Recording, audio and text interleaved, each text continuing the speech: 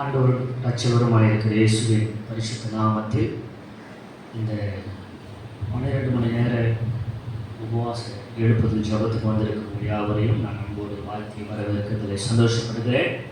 நம்ம எல்லாரும் தலையை தாழ்த்தி இருக்கிற இடங்களில் கண்களை மூடி, தகப்பனே, எவ்வளவு நேரம் நாங்கள் பேசிக்கிட்டே இருந்தோம், நீங்கள் கேட்டுக்கிட்டே இருந்தீங்க. இப்போ நீங்கள் பேசுங்க, நாங்கள் கேட்குறோம். இயேசுவின் மூலம் செபிக்கிறோம் பிதாவே. ஒரு அழகையை சொல்லுங்க. ஒரு பாடலை பாடுவோம், கர்த்தரை மகிமைப்படுத்துவோம். உம்மை நம்பும் நான் பாக்கியவான், உம்மையே நம்பியிருப்பேன். தெரிஞ்ச பாட்டு தானே? அல்லேலூயா. எனக்கு தெரியலனாலும் உங்களுக்கு தெரியும் நினைக்கிறேன், அதனால் சேர்ந்து பாடுவோமா? தேங்க்யூ அப்பா. உம்மை நம்புவேன், நான் உம்மை நம்புவேன், உம்மையே நம்பியிருப்பேன். சொல் ஹல்லேலூயா. உம்மை நம்பும் நான் பாக்கியவான், உம்மையே நம்பியிருப்பேன். உம்மை நம்பும் நான் பாக்கியவான், உம்மையே நம்பியிருப்பேன். சந்தோஷமா. உம்மை நம்பும் நான் பாக்கியவான், உம்மையே நம்பியிருப்பேன். உம்மை நம்பும் நான் பாக்கியவான், உம்மையே நம்பியிருப்பேன். சேர்ந்து சொல்லுவோம்.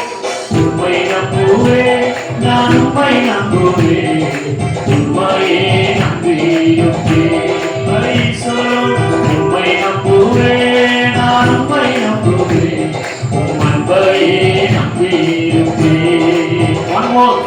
உம்மை நம்புவேன், நான் உம்மை நம்புவேன், உம்மையே நம்பியிருப்பேன். உம்மை நம்புவேன், நான் உம்மை நம்புவேன், உம் அன்பையே நம்பியிருப்பேன். நீதானே என் துணையாளி, என் கேடகமுமானி. நீதானே என் துணையாளி, என் கேடகமுமானி. என்னை நினைப்பவரே, என்னை ஆசீர்வதிப்பவரே,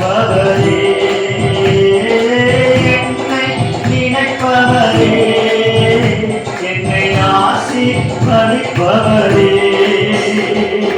உம்மை நம்புவேன், நான் உம்மை நம்புவேன், முடிவு பரியந்த உம்மை நம்புவேன். நம்பிக்கையோடு உம்மை நம்புவேன், நான் உம்மை நம்புவேன், முடிவு பரியந்த உம்மை நம்புவேன். உம்மை நம்பும் நான் பாக்கியவான், உம்மையே நம்பியிருப்பேன். உம் அன்பை நம்பும் நான் பாக்கியவான், உம்மையே.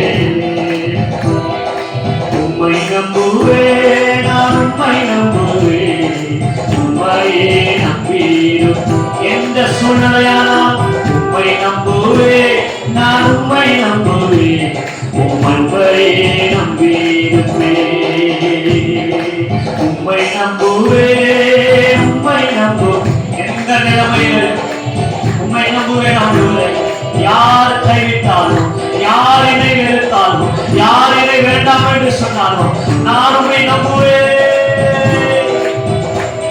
உம்மை நம்புவேன், நான் உம்மை நம்புவேன்,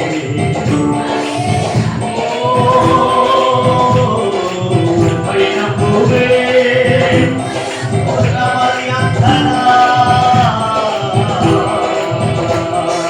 உம்மை நம்பும் மனிதர்கள் யாரையும் உம் கிருபை சூழ்ந்து கொள்ளோ. உம்மை நம்பும் மனிதர்கள் யாருக்கும் உம் நன்மை மிகுந்திருக்கோ. உம்மை நம்பும் மனிதர்கள் யாரையும் உம் கிருபை நல்ல உற்சாகமா. உம்மை நம்பும் மனிதர்கள் யாருக்கும்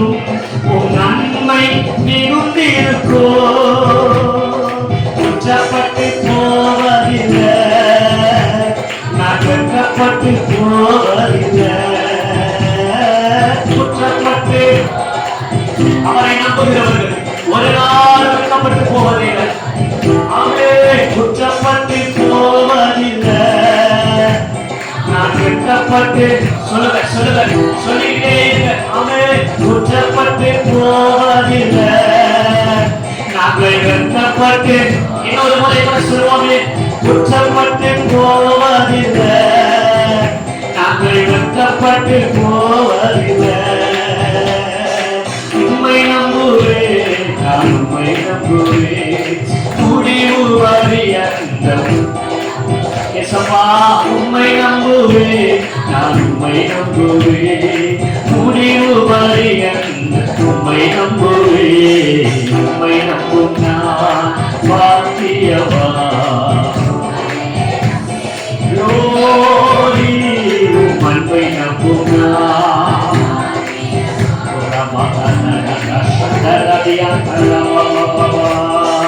உம்மை நம்புவேன், நான் உம்மை நம்புவேன். உம்மையே நம்புவேன், உம்மை நம்புவப்பா. உம்மை நம்புவேன்.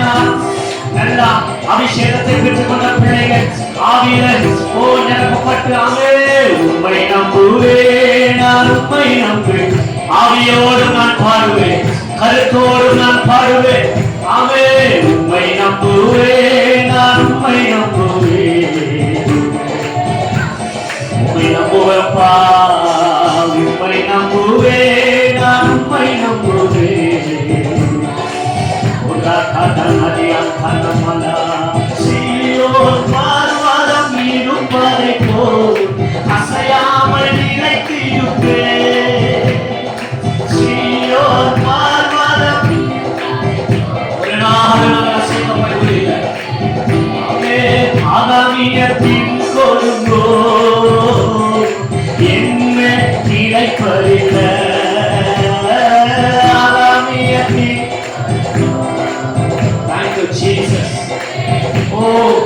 பரிசுத்தாவியான பிரசன்னம். உம்மை நம்புவேன், நான் உம்மை நம்புவேன். முடிவு பரியந்த உம்மை நம்புவேன். உம்மை நம்பு. நாம் துதித்துக் கொண்டிருக்கும் பொழுது பரலோகத்தின் கதவுகளை திறக்கலாம். இதோ ஒரு வஸ்திரத்தின் தொங்கல் இந்த ஆலயம் முழுவதும் இறங்கி வருகிறது. பரிசுத்தாவியானவர் என்னுடைய கண்களுக்கு காண்பிக்கிறதை நான் காண்கிறேன். எஸ், துதிக்கிற ஒவ்வொருவருமே, மகிமைப்படுத்துகிற ஒவ்வொருவருமே கர்த்தருடைய மகிமை மேகம், கர்த்தருடைய பிரசன்னம் இறங்கி வருகிறது என்று பரிசுத்தாவியானவர் திருவள்ளப்படுத்துகிறார். உம்மை நம்புவேன், நான் உம்மை நம்புவேன். முடிவு பரியந்த அப்பா நான் உம்மை நம்புவேன். முடிவு பரியந்த உம்மை நம்புவேன். உம்மை நம்புவேன், நான் உம்மை நம்புவேன். முடிவு பரியந்த உம்மை நம்புவேன். உம்மை நம்புவேன், நான் உம்மை நம்புவேன். உம்மையே நம்பி எந்த நிலைமையில் உங்களை நம்புவேன், எந்த சூழ்நிலை உங்களை நம்புவேன். ஆண்டவர் சில பிள்ளைகளோடு சொல்லுகிறார், என் மகனை இதை சொல்லு என்று ஆண்டவர் சொல்றார். இங்கு உட்கார்ந்து இருக்கிற இன்னும் சிலர் என்னை நம்பாமல் இருக்கிறாங்க. முழுமையான நம்பிக்கை அவரால் இல்லைன்னு ஆவியானவர் வியாபனப்படுகிறதை நான் நினைக்கிறேன். இன்னும் என் பிள்ளைங்க உலகத்தை நம்புறாங்க. இன்னும் என் பிள்ளைங்க அவருடைய திறமையை நம்பி இருக்கிறாங்க, தன்னுடைய சுயத்தை நம்பி இருக்கிறாங்க. இல்லை இல்லை இல்லை, என்னை நம்ப சொல்லு. இந்த ஜபம் முடிந்து இங்கிருந்து போகும்போது அவர்களை நான் நிரப்பி அனுப்புவேன் என்று சொல்.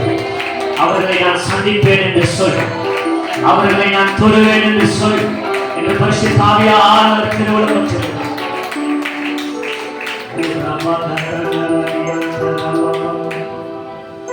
என் நம்பிக்கை நீர்தானையா, என் மக்கூர் நீரேயா. என் நம்பிக்கை நீர்தானையா, என் நங்கூரம் நீரே ஐயா. இன்ப துன்பங்களிலே உம்மையே நம்புவே. இன்ப துன்பங்களிலே உம்மையே நம்புவே.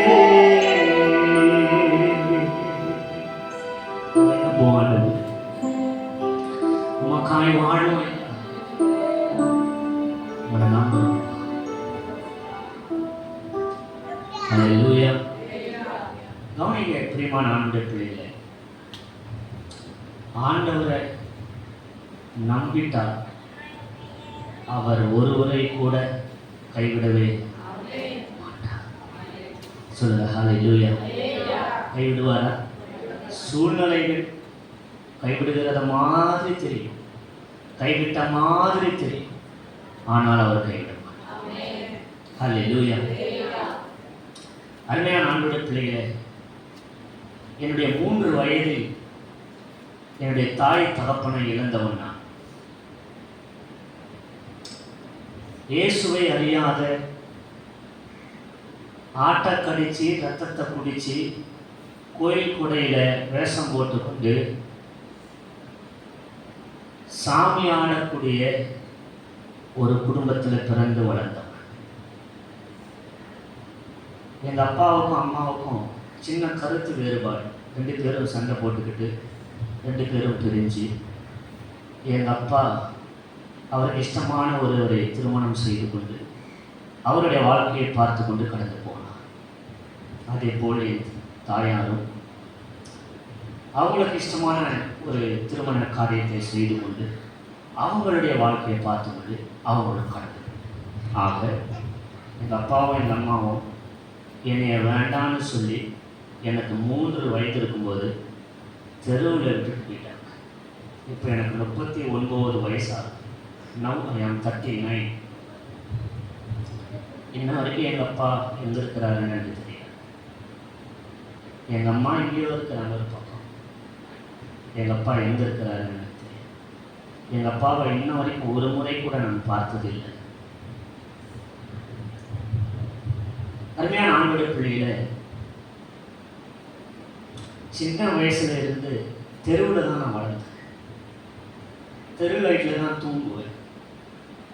ஒவ்வொரு வீடாக போய் கேட்டு வாங்கி சாப்பிட்டு அப்படி தான் நான் வளர்ந்தேன். ரொம்ப பக்தியான குடும்பத்தில் பிறந்தேன். எங்கள் தாத்தா, அதாவது எங்கள் அம்மா 2வதாய் திருமணம் செய்த என்னுடைய 2வது தகப்பனாருடைய அப்பா, என்னுடைய தாத்தா தான் என்னை எடுத்து வளர்த்தார். கொஞ்ச நாள் அவருடைய ஆதரவை தான் நான் வளர்த்தேன். ஒரு குறிப்பிட்ட வயது வரைக்கும் அவர் இருந்தார். பிறகு அவர் மரித்து போனார். அப்பொழுது எனக்கு 14 வயது இருக்கும். மரித்து போனார். 13 அல்லது 14 வயது இருக்கும். பிறகு எனக்குன்னு சொந்தம் பந்தம் இந்த பூமியில் யாருமே இல்லை. உடுத்த உடை இல்லை, சாப்பிட சாப்பாடும் இல்லை, தங்க இடம் இல்லை, அன்பா பேச யாரும் இல்லை, ஆதரவால் யாரும் இல்லை. பசி பட்டினி. அருமையான ஆண்டவருடைய பிள்ளைகளை, எங்கள் ஊரில் ஒரு பெரிய இந்து கோயில் ஒன்று இருக்குது. அந்த கோயிலில் தான் நான் அதிகமாக வளர்ந்தேன். அங்கே போனால் சாப்பாடு கிடைக்குமேங்கிறதுக்காக அங்கே போய் அங்கே தெய்வத்தை தேடி தெய்வங்களுக்கு பூசைகளை ஆராதனைகளை செய்து நேர்த்தி கடன்களை செய்து மாலை போட்டுக்கொண்டு வேஷம் போட்டுக்கொண்டு சாமி ஆடி பயங்கரமான பக்தியை நான் வெளிப்படுத்தேன். நான் போகாத கோயில் இல்லை, நான் தேடாத தெய்வம் இல்லை. அப்படி காணப்படுகிறேமா? Yes, thank you. Praise God. ஹல்லேலூயா.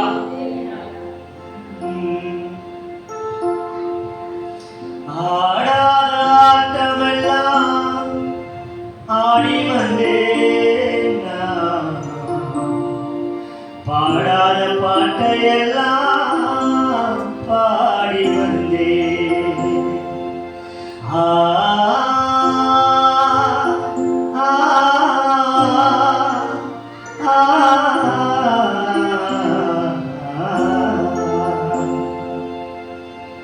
தேடாத தெய்வமெல்லாம் தேடி சென்றே,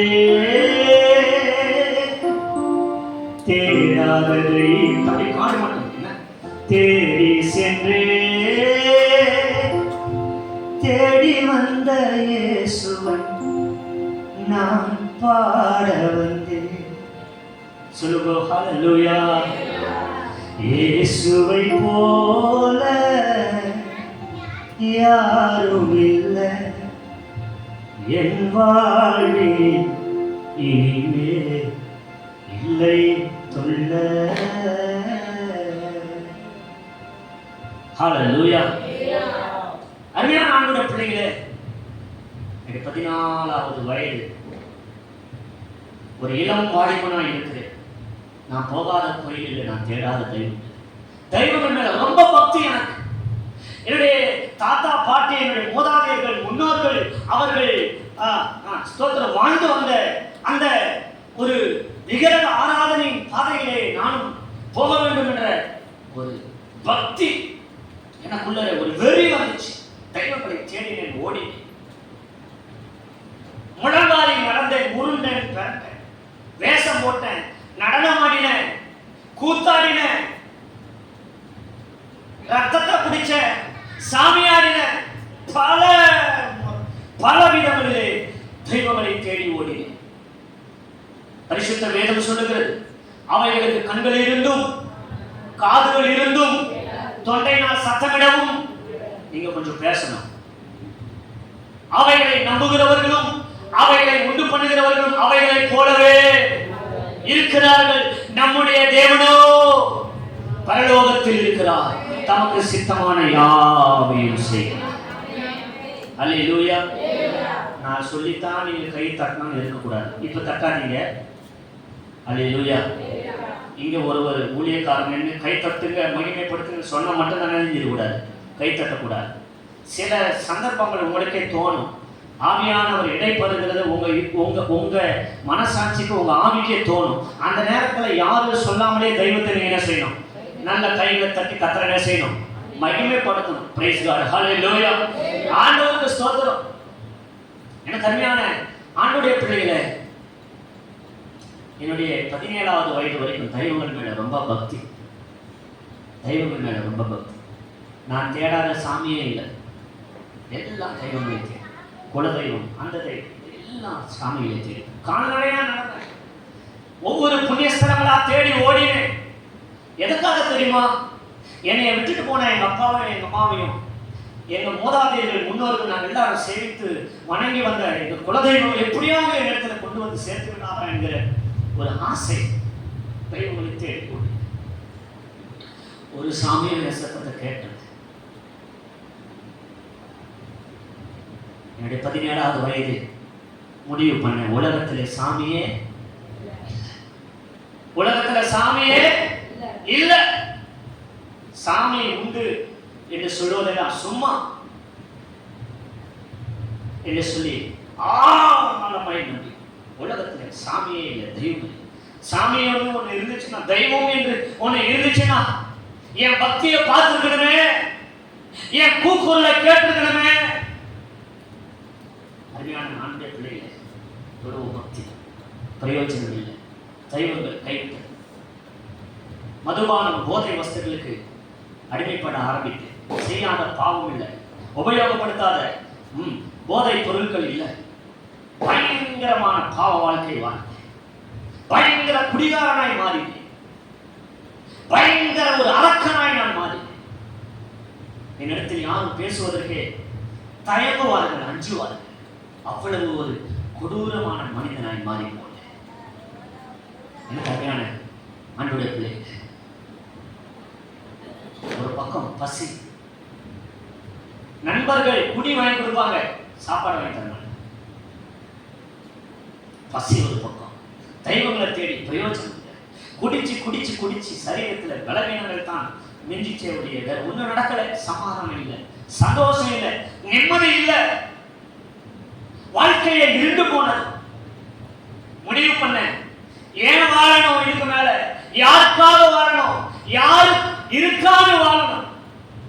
பேசாம தற்கொலை செய்து கொண்டு மறித்து விடலாம் என்ற முடிவை எடுத்து, அப்பொழுது 18வது வயது, ஏதோ ஒரு விதத்தில் தற்கொலை செய்து சாக வேண்டும் என்ற எண்ணம் எனக்கு வந்தது. ஏதோ ஒரு பஸ்ஸிலேயோ ட்ரெயின்லையோ அல்லது மருந்து குடிச்சோ தூக்கு போட்டுக்கிட்டோ ஏதோ ஒரு விதத்தில் மறித்து போக வேண்டும் என்ற எண்ணம் எனக்கு வந்தது. எங்க ஊர்ல இதை விட பன்மடங்கு சின்னதா குட்டியா ஒரு சிஎஸ்சி ஆலயம் ஒன்று இருக்குது. அந்த ஆலய வளாகத்துக்குள்ள ஒரு பெரிய கிணறு ஒன்று இருக்குது. ஒரு நாள் சாயங்காலம் 7லிருந்து 7:30 மணி இருக்கும். அந்த ஆலய வளாகத்துக்குள்ளே நான் போகிறேன். அந்த கிணற்றில் விழுந்து மறித்து போக வேண்டும் என்ற எண்ணத்தோடு நான் அங்கே போகிறேன். எங்கள் ஊரில் ரொம்ப ஆழமான கிணறு. நான் சாப்பிட்டு நாட்கள் ஆகிவிட்டது. சாக வேண்டும் என்ற எண்ணத்தோடு அந்த கிணற்றில் அருகிலே போனேன்.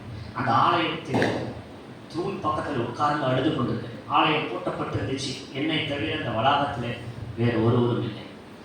அழுகிறேன் அழுகிறேன் அழுகிறேன். கலரில்லாமல் மட்டும் அழுது என்னை அறியாமல் அந்த இரவிலே தூங்கினேன்.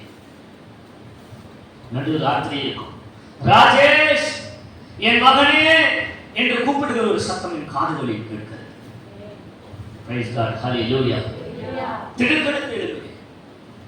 ஆச்சரியமான ஒரு சத்தம், முன்ன பின்ன நான் கேட்டிராத ஒரு சத்தம், பிரமிப்பை தரக்கூடிய ஒரு சத்தம். என்னவென்று கேட்பீர்களா?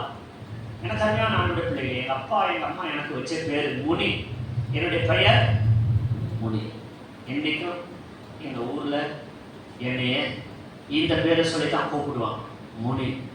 அப்போ வாத்தியார் வச்ச பேர் தான் ராஜேஷ்.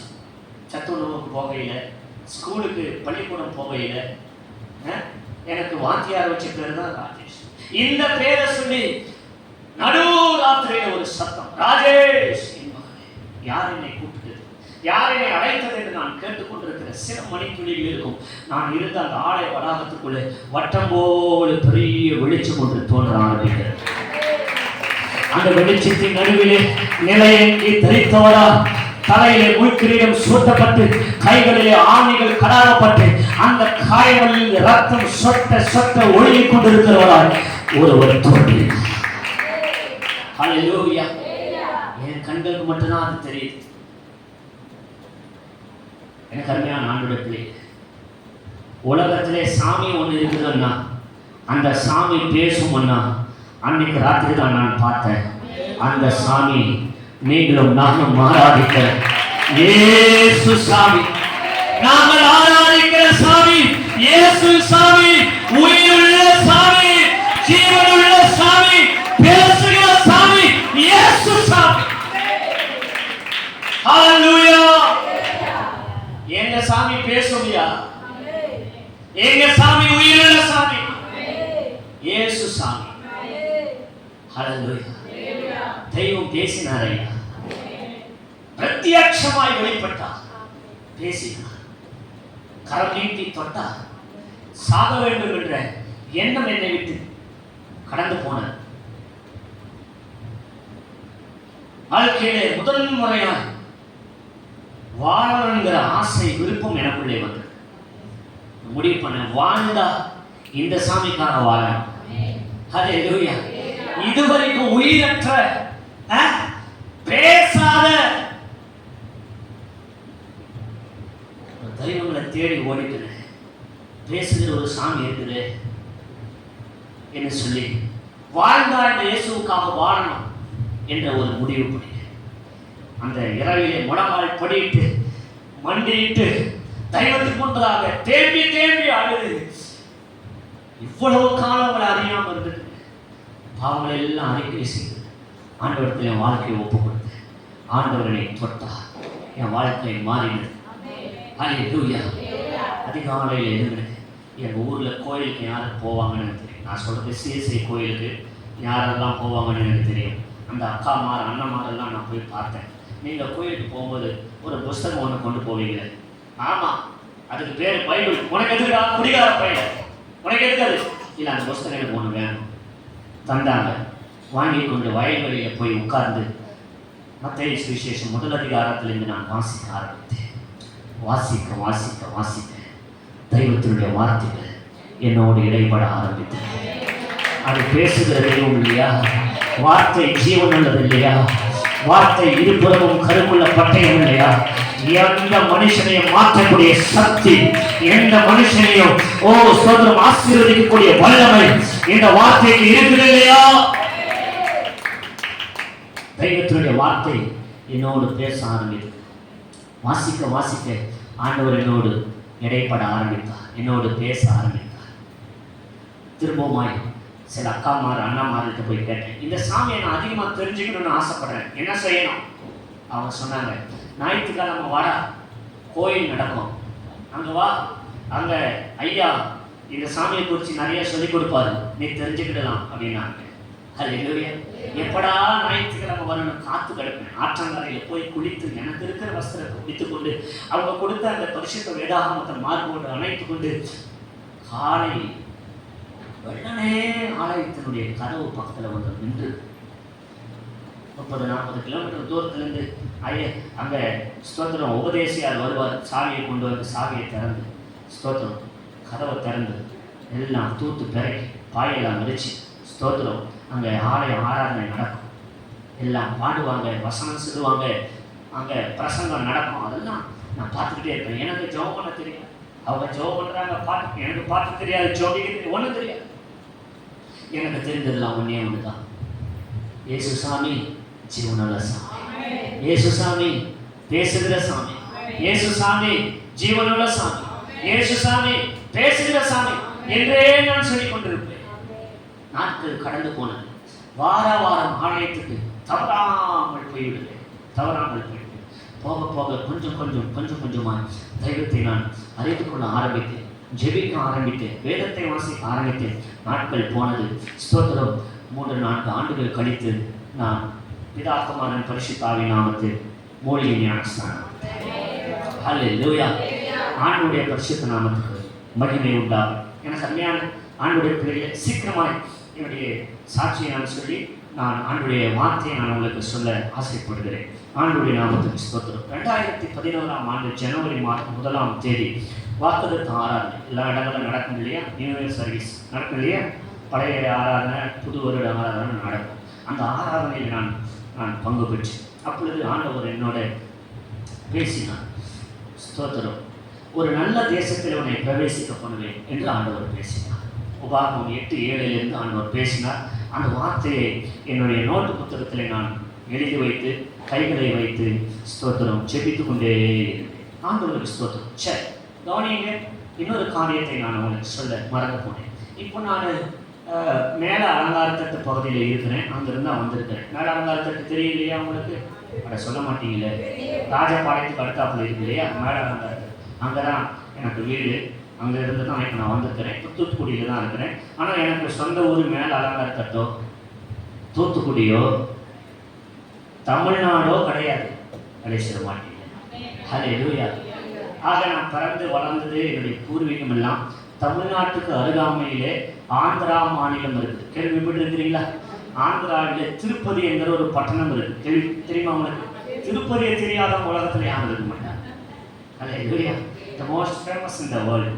ஆமாம், திருப்பதிக்கு பக்கத்தில் ஒரு சின்ன குக்கிராமத்தில் பிறந்த வளர்ந்தவன்.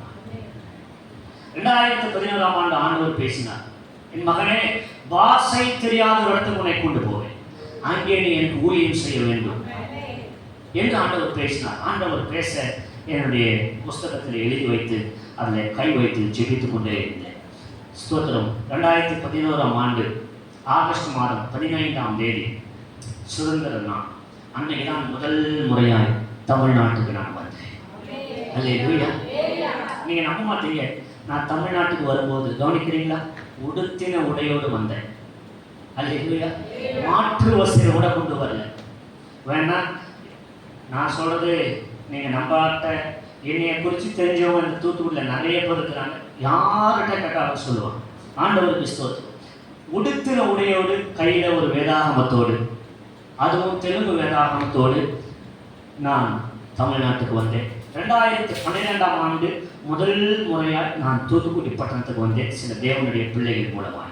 ஆண்டவருக்கு ஸ்தோத்திரம். நல்லா கவனிக்கணுங்க. தூத்துக்குடிக்கு நான் வரும்போது கவனிக்கிறீங்களா, சரியாக தமிழ் பேச தெரியாது, தமிழில் பாட தெரியாது, தமிழில் பிரசங்கிக்க தெரியாது. I don't know Tamil. Alleluia. எனக்கு தெரிஞ்சது நான் தாய்மொழி தெலுங்கு, கொஞ்சம் கொஞ்சம் ஆங்கிலம் தெரியும், அவ்வளோதான். எனக்கு தமிழ் அவ்வளோ வராது, தெரியாது. இப்போ என் தமிழ் உங்களுக்கு புரியுதுன்னு நினைக்கிறேன். அது ஆமாம் சொல்ல மாட்டீங்க, ரலிலையா சொல்ல மாட்டீங்க. எவரையும் உயர்த்த மேன்மைப்படுத்த அவர் கரத்தினார். ஆண்டவருக்கு ஸ்தோத்திரம். ஆந்திராவிலிருந்து தூத்துக்குடிக்கு வரும்போது எந்த பேங்க் பேலன்ஸோட நான் வரல, சொத்து சொகத்தை கொண்டு வரல, மாற்று வஸ்திரம் கூட கொண்டு வரல. கையில ஒரு வேதாகமத்தோடு உடுத்தின உடையோடு கால் வச்சு இங்க வந்து ஹல்லேலூயா. இன்னைக்கும் கர்த்தரை நடத்துகிறார். ஹல்லேலூயா. சத்தமா சொல்லுங்களேன் ஹல்லேலூயா. எதனால தெரியுமா? ஆண்டவரை நான் ஊழியத்துக்கு கூப்பிடும்போது ஒன்னே ஒன்று சொன்னேன், ஆண்டவரே உங்க கையை நான் பிடிக்க மாட்டேன், உங்க கையை நான் என்ன செய்ய மாட்டேன், பிடிக்க மாட்டேன். பிடிச்சேன்னா எனக்கு ஏதாவது பிரச்சனை போராட்டம் தேவை வரும்போது வீட்டுக்கு என்ன செஞ்சிருவேன், ஓடிடுவேன். நீங்க என் கையை பிடிச்சிங்க நான் வரேன் இந்த ஊழியத்துக்கு. சொல்ல மாட்டீங்க, சத்தமா சொல்ல மாட்டீங்க. ஹல்லேலூயா. ஒரு அப்பாவும் அப்பா பிள்ளை, ஒரு சின்ன குட்டி பிள்ளை, 3-4 வயசு பிள்ளை அப்படியே ரோட்டில் நடந்து போய்கிட்டு இருந்தாங்க. பிள்ளை அப்பா சுண்டு வரல பிடிச்சி நடந்து போய்கிட்டே இருந்துச்சு. அந்த ரோட்டுக்கு அப்பால் ஒரு ஐஸ்கிரீம் வண்டியை பார்த்துச்சு. பிள்ளை என்ன செய்யும், அட சொல்ல மாட்டீங்களாம்மா, அதுக்கு என்ன வேணும் இப்போ, அதனால என்ன செஞ்சிடும், அப்பா கையை விட்டுட்டு எங்கே தான் போக பார்க்கும், ஐஸ்கிரீம் தேடி தான் போய். இந்த போகிற வர்ற வாகனம் போகுமே வருமே, காரு பஸ் எல்லாம் போகுமே, அதெல்லாம் தெரியாது. அது கண்ணுக்கெல்லாம் எதுதான் தெரியுது, அட சொல்ல மாட்டீங்களே. அப்படி போனுச்சுன்னா ஏதாவது ஒரு ஆபத்து அந்த பிள்ளைக்கு நேரிட வாய்ப்பு அதிகம். இதே அப்பா பிள்ளை கையை பிடிச்சி நடந்து போயிட்டு இருந்தாருன்னா ஐஸ்கிரீம் வண்டி பார்த்தாலும் அது ஐஸ்கிரீம் கேட்டாலும் உனக்கு ஐஸ்கிரீம் தானமா வேணும், அப்பா வாங்கி தர்றேன் அப்படின்னு சொல்லி ஆபத்தெல்லாம் கடக்க பண்ணி தேவையானதை வாங்கி கொடுப்பாரு. ஒரு ஆமேனி சொல்ல மாட்டீங்க, அல்லேலூயா சொல்ல மாட்டீங்க. இதைத்தான் ஆண்டவர்கிட்ட நான் ஊழியத்துக்கு வரும்போது சொன்னேன், ஆண்டவரே உங்க கையை நான் பிடிச்சேன்னா ஊழியத்தில் பாடுகள், உபத்திரவங்கள், போராட்டங்கள், தேவைகள், நிந்தைகள், அவமானங்கள் வரும்போது விட்டுட்டு ஓடத்தை கூட வாய்ப்பு இருக்கு. நீங்க என் கையை பிடிச்சி நான் வரேன் ஆண்டவர். ஹல்லேலூயா. நீங்க அன்னைக்கு பிடிச்சாரு, நான் உதறி விட்டுட்டு போகணும்னு நினைச்சாலும் போக முடியாது. ஆமென் சொல்லுங்க. புரியுதா உங்களுக்கு சொல்றது? நீங்க உங்க பிள்ளைங்களுடைய கையை பிடிச்சுக்கோங்களேன், அது உதறி விட்டுட்டு போகணும்னு நினைச்சாலும் போக முடியுமா? ஏன்னா பிடிச்சிருக்கிறது யாரு? நீங்க. உங்க பிடி எப்படி இருக்கும் சொல்ல மாட்டீங்களே. ஒரு கூட்டத்துக்கு கூட போறீங்க, பிள்ளை கையை பிடிச்சிட்டு போறீங்க, ஏனோ தானும் பிடிப்பீங்களா, கொஞ்சம் இறுக்கமா பிடிப்பீங்களா? சொல்ல மாட்டீங்களே. அது தட்டி விட்டுட்டு போக நினைச்சாலும் என்ன செய்யணும், போக முடியாது, விட மாட்டீங்க. ஹல்லேலூயா. அப்ப நீங்க ஒண்ணு செய்யுங்க, இன்னைக்கு உங்க கையை ஆண்டவருடைய கைத்துல கொடுங்க, ஆண்டவருடைய கரத்துல கொடுங்க. நீங்க போகணும்னு நினைச்சாலும் ஆண்டவருடைய கரத்துல இருந்து ஒருவராலே உங்களை பறித்துக் கொள்ள முடியாது. அவர் உங்களை ஒரு நாள் கை விட மாட்டார். Praise God. ஹல்லேலூயா. இந்த தூத்துக்குடி பட்டணத்துல ஒரு வேதாகமத்தோடு உடுத்தின உடையோடு இயேசு என்கிற மகாராஜாவை நம்பி ஊழியத்துக்கு வந்தேன். ஆமென். ஏன் இதெல்லாம் சொல்லிட்டு இருக்கு தெரியுமா? நான் பண்ணதெல்லாம் ஒன்னே ஒண்ணுதான். ஹல்லேலூயா. இயேசுவை நம்புறேன். அவர் நம்பிக்கைக்கு உரியவர் இல்லையா? நம்பி வந்தவங்களை கைவிட தெரியாது தேவன். கைவிடுவாரா? கைவிட தெரியாதவர்களுக்கு. ஹல்லேலூயா. நான் நிறைய பாடல்களை எழுதியிருக்கிறேன். ஆண்டவருக்கு ஸ்தோத்திரம். சீக்கிரமாக இந்த அடுத்த மாதம் சில பாடல்களை வெளியிட நான் பிரயாசப்பட்டு கொண்டிருக்கிறேன். நீங்கள் அதற்காக ஜெபிக்கும்படி நான் அன்பாய் ஞாபகப்படுத்துகிறேன். சரி, ஆக ஆண்டவர் கைவிட தெரியாதவர். Price God. ஹல்லேலூயா. என் கருணை ஆண்டவருடைய பிள்ளைகளே, 2012ஆம் ஆண்டு எனக்கு ஆண்ட கிருபையினால திருமணமானது. இப்பொழுது எனக்கு 12 வயதில் ஒரு மகா இருக்கிறார், 10 வயதில் ஒரு மகள் இருக்கிறார். மூத்தவர் 7ஆம் வகுப்பு படிக்கா, சின்னவர் 4ஆம் வகுப்பு படிக்கணும். ஆண்டவர் நல்ல குடும்பத்தை தந்திருக்கிறார், நல்ல ஊழியத்தை தந்திருக்கிறார். ஆண்டவருக்காக முழு நேரமாய் சுவிசேஷ ஊழியத்தை செய்து கொண்டு வருகிறேன். நான் பாஸ்டர் கிடையாது, சுவிசேஷகர். அல்லேலூயா. ஸ்தோத்திரம். இன்ன வரைக்கும் என் நம்பிக்கை இயேசு ஒருவர் தான். எந்த பணக்கார மனுஷனையும் நான் நம்பி இல்லை, எந்த வெளிநாட்டு பணமும் எனக்கு வரல. அல்லேலூயா. என்னை இயேசு ஒருவரே நடத்தி கொண்டு வருகிறார். அல்லேலூயா. இயேசுவை நம்பி வந்த அவர் இன்னைக்கும் என்னை வாழ வைத்துக் கொண்டார். அநேகருக்கு ஆசீர்வாதமாய் கர்த்தர் என்னை வைத்திருக்கிறார். நான் நிச்சயமா சொல்றேன், என்னை ஆசீர்வதித்து உங்களுக்கு முன்னாடி சாட்சியாய் நிறுத்த என் தேவன் போதுமானவராய் இருப்பார் என்றார். ஸ்தோத்திரம். நீங்களும் முழுமையாய் அவரை நம்புவீர்களானால் உங்க குடும்பத்தையும் கர்த்தர் அற்புதமாய் ஆச்சரியமாய் அவர் மாற்ற போதுமானதையோ. ஹல்லேலூயா. அதனால நான் திரும்ப திரும்ப சொல்றேன், அவரை முழுமையான அவரை முழுமையா சிலருடைய இருதயங்களை கர்த்தர் எனக்கு இங்கே உணர்த்தி கொண்டிருக்கிறார். இன்னும் நீங்க ஆண்டவரை சிலர் முழுமையா நம்பாம இருக்கிறீங்க. இன்னும் ஆண்டவரை நீங்க முழுமையா நம்பாம இருக்கிறீங்க. ஆண்டவரை மட்டும் நம்புங்க. ஆண்டவரையும் நம்புங்கள்ல, ஆண்டவரை மட்டும், ஆண்டவரை மட்டும். என்ன நேர்ந்தாலும் என்ன சூழ்நிலை ஆனாலும் ஆண்டவரே உண்மை மட்டும் நம்புவேன்னு சொல்லி பாருங்க. உங்களுடைய காரியங்களை கர்த்தர் மகிமையாய் அவர் நடத்துவார். Praise the Lord. ஹல்லேலூயா. சத்தமா சொல்லுங்க ஹல்லேலூயா. உம்மை நம்புவே, நான் உம்மை நம்புவே, உம்மையே நம்பியிருப்பேன். இன்னொரு முறை கூட சொல்லுவோம். உம்மை நம்புவே, நான்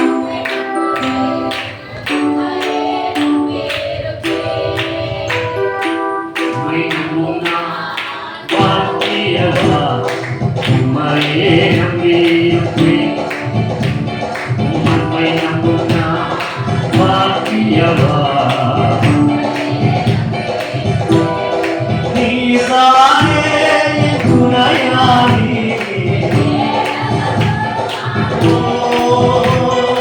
நீதானே இசையா. என்னை நினைப்பவரே,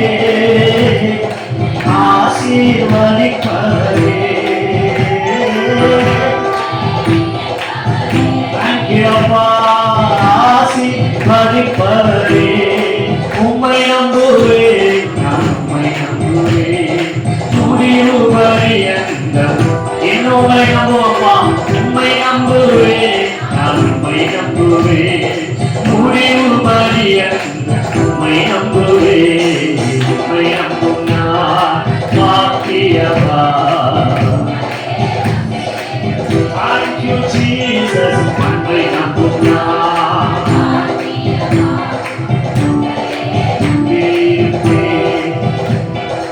உம்மை நம்பும் நான் பாக்கியவா. ஹல்லேலூயா.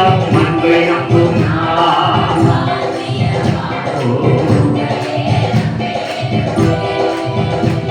என் நம்பிக்கை நீதானையா, என் நங்கூரம் நீரேயா.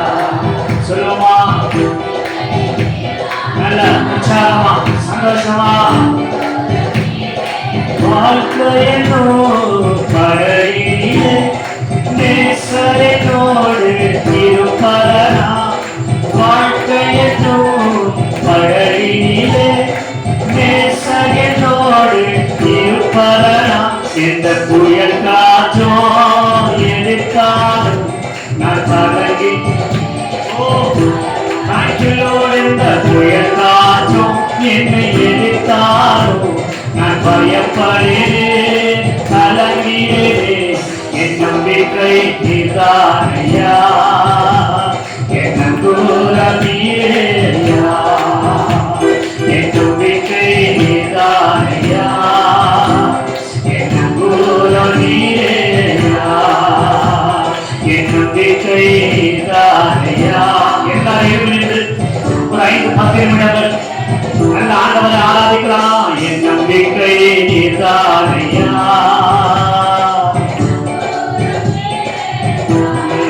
உம்மை நம்பி வந்தேன், நான் வெட்கப்படல.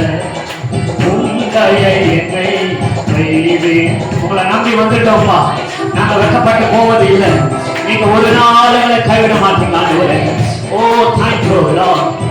ஓ நெருங்கையாய் கடந்து வந்தேன், இரு பரிவாரங்கள் எனக்கு தந்தி.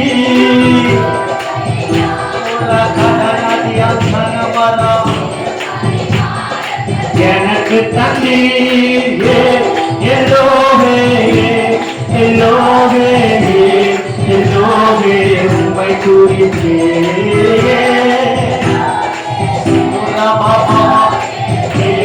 எல்லோவே உம்மை குறித்தேன் உம்மை நம்பி வந்தேன் நான் வெட்கப்பட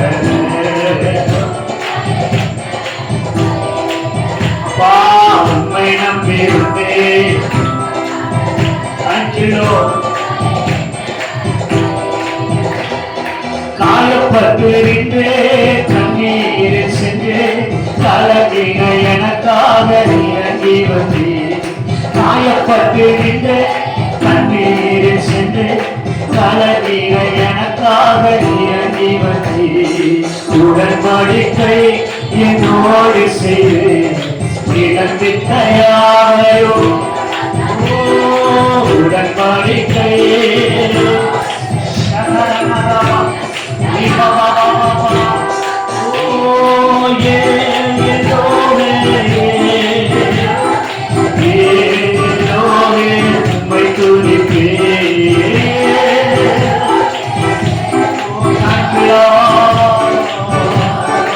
உம்மை துதிப்பேன் உம்மை நம்பி வந்தேன் நான் வெட்கப்பட தேவனே உம்மை நம்பி நாம் வந்திருக்கிறோம் இந்த சாயங்கால வேளையில ஒவ்வொரு பிரச்சனத்துல உம்மை தேடி வந்திருக்கிறோம் ஆண்டவரே உம்மை நம்பி வந்திருக்கிறோம் அப்பா ஆண்டவரே காலை இருளின் மட்டும் உம்மை மாத்திரம் நம்பி வந்திருக்கிறார் உடைய பிள்ளைகளுக்கு ஒரு அற்புதத்தை செய்ய ஆண்டவரே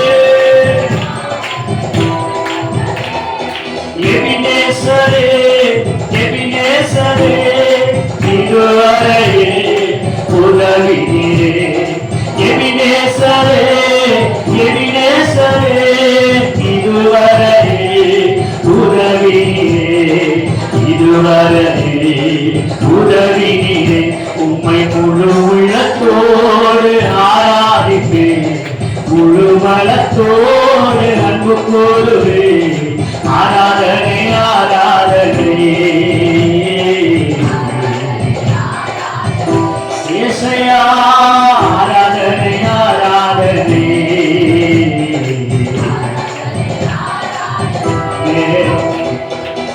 எலும்புகள் உருவாகல நரம்புகள் உருவாகல தசைகள் உருவாகல தரிசனம் உருவானதே தாய் கருவிலே தரிசனம் உருவானதே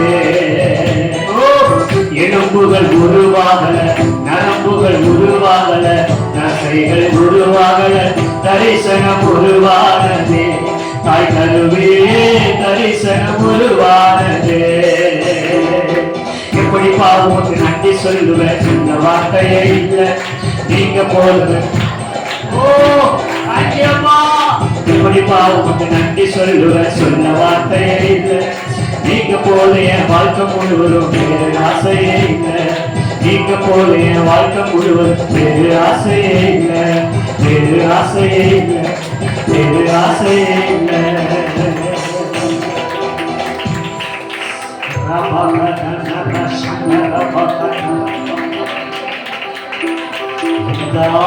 தாயுருவாரும் முன்னே கருவை கண்டீரையா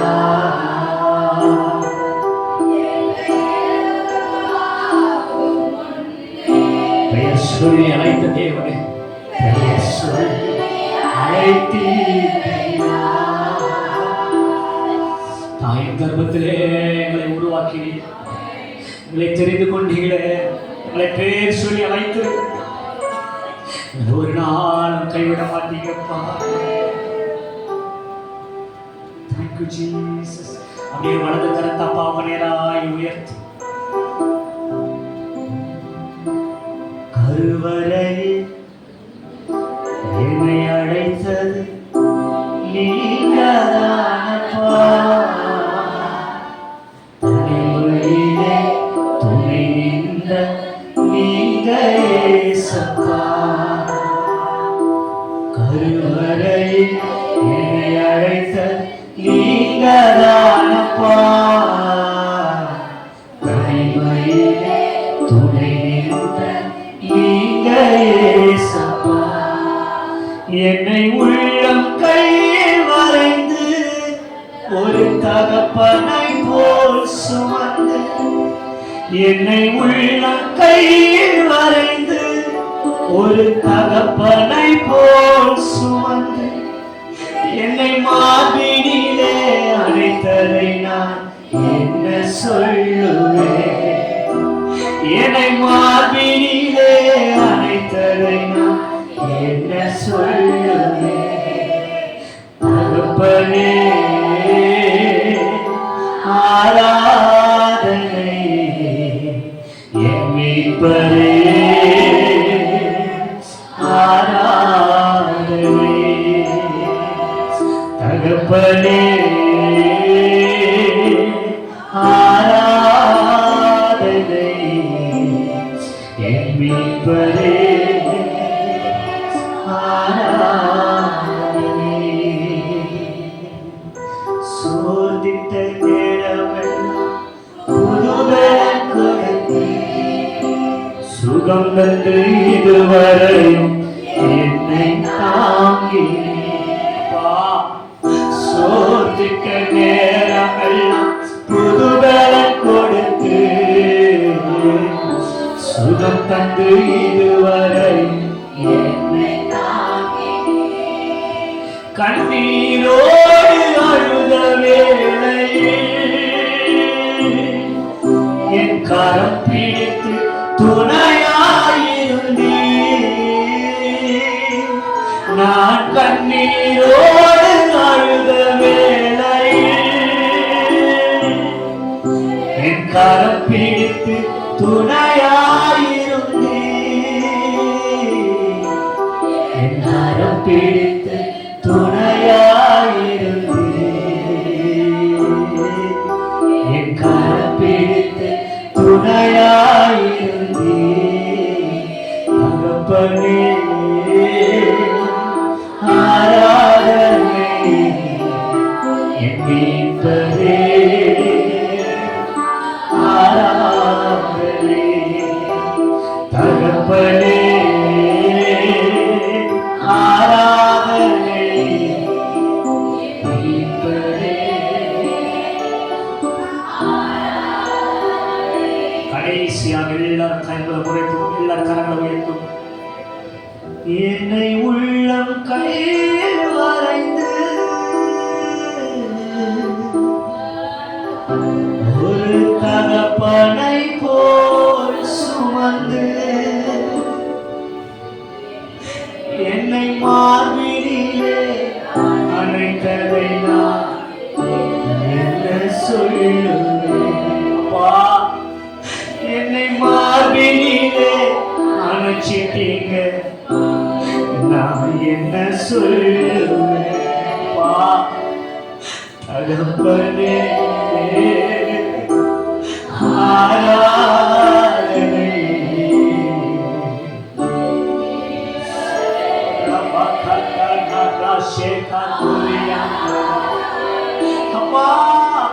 தகப்பனே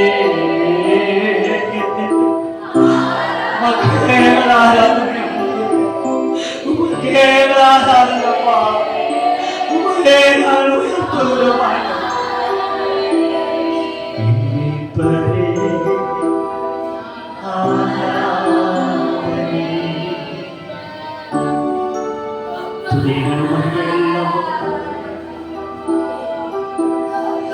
கைவிடாத தேவன், என்னை விட்டு விடாத தேவன். இந்த பிள்ளைடைய கண்ணீரை பாருங்கப்பா, உங்க பிள்ளையுடைய கூக்குரலை பாருங்கப்பா. இறங்கி வாங்கப்பா, உங்க பிள்ளைகளை தொடுங்கப்பா, உங்க பிள்ளைகளை சந்திங்கப்பா.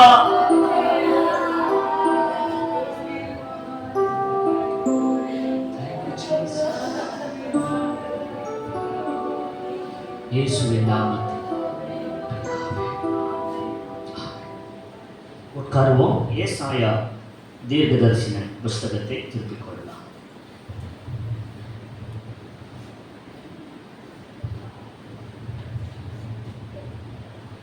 நான் நம்புகிறேன் நாளிலே ஆண்டவர் உங்களோடு என்னோடு பேசுவார்.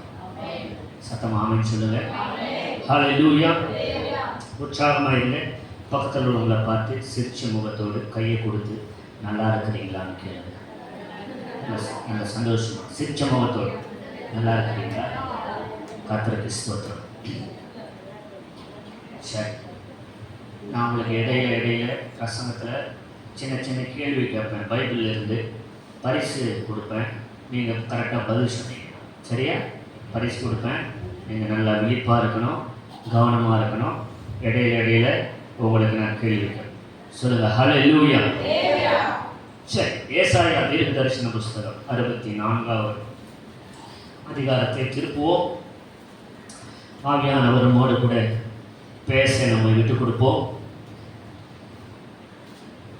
ஏசாயா தீர்க்கதரிசன புஸ்தகம் 64, 3, 4 ஆகிய வசனங்களை வாசிக்க கேட்போமா?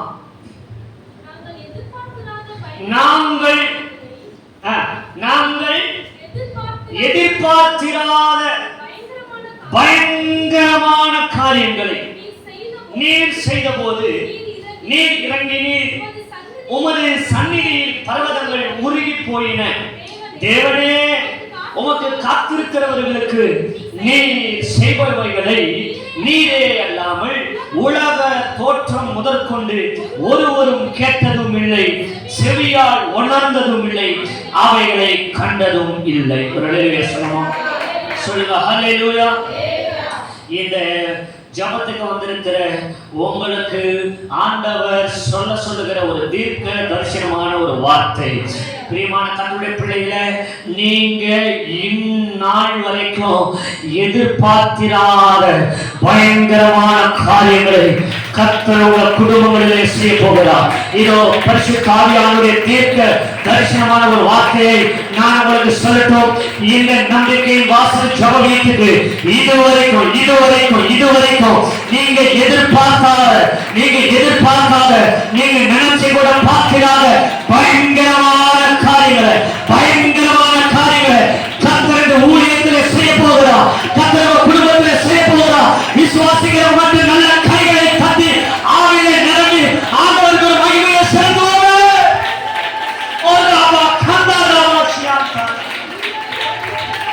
நீங்களும் நானும் கொஞ்சம் கூட நினைத்து பார்க்காத, எதிர்பார்க்காத பயங்கரமான காரியங்களை கர்த்தர் நமக்காக செய்ய போகிறார். Praise God. Hallelujah. Hallelujah.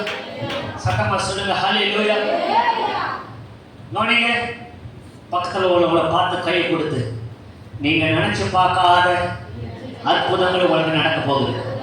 சொல்லுங்க. நீங்க நினைச்சு கூட பார்க்காத அற்புதம் நடக்க போகுது. நீங்க எதிர்பார்க்காத காரியம் நடக்க போகுது. ஒரு அழகே சொல்ல மாட்டீங்க. ஹல்லேலூயா. வசனம் சொல்லுது, கண்ணு கண்டதும் இல்லையா, காது கேட்டதும் இல்லையா, இருதயம் உணர்ந்ததும் இல்லையா. ஆமென் சொல்ல மாட்டீங்களே. இந்த ஜபத்துக்கு பிறகு நீங்க சிலரை பார்த்து சொல்ல போறீங்க, இது எப்படி நடந்துச்சு? என் காதுனால நான் இதை கேட்கலையே, என் கண்ணுனால இதை நான் பார்க்கலையே, என் இருதயத்துல கொஞ்சம் கூட நான் நினைக்கலையே, ஆனா இது நடந்துச்சு. கர்த்தர் நீங்க எதிர்பார்க்காத பயங்கரமான அதிசயங்களை உங்க குடும்பங்களில் கர்த்தர் செய்ய போகிறார். ஹல்லேலூயா. சத்தமா சொல்லுங்க. ஹல்லேலூயா. ஆவியானவர் திட்டமாய் நம்மோடு பேசுவாரா? நான் சொல்றேன், இதுவரைக்கும் இந்த ஊழியம் ஆரம்பிக்கப்பட்டு இந்த நாள் வரைக்கும் இத்தனை ஆண்டுகளில் நடக்காத மிகப்பெரிய காரியங்களை, பயங்கரமான காரியங்களை, நீங்க எதிர்பார்க்காத காரியங்களை இனி வர நாட்களை பார்க்க போகிறீர்கள். ஆவியானவர்களை செய்ய போகிறார். இதே இடத்துல கர்த்தர் இந்த ஊழியத்தை அவர் மலை மேல பத்திரமாய் அவர் எடுத்து நிறுத்த போகிறார்.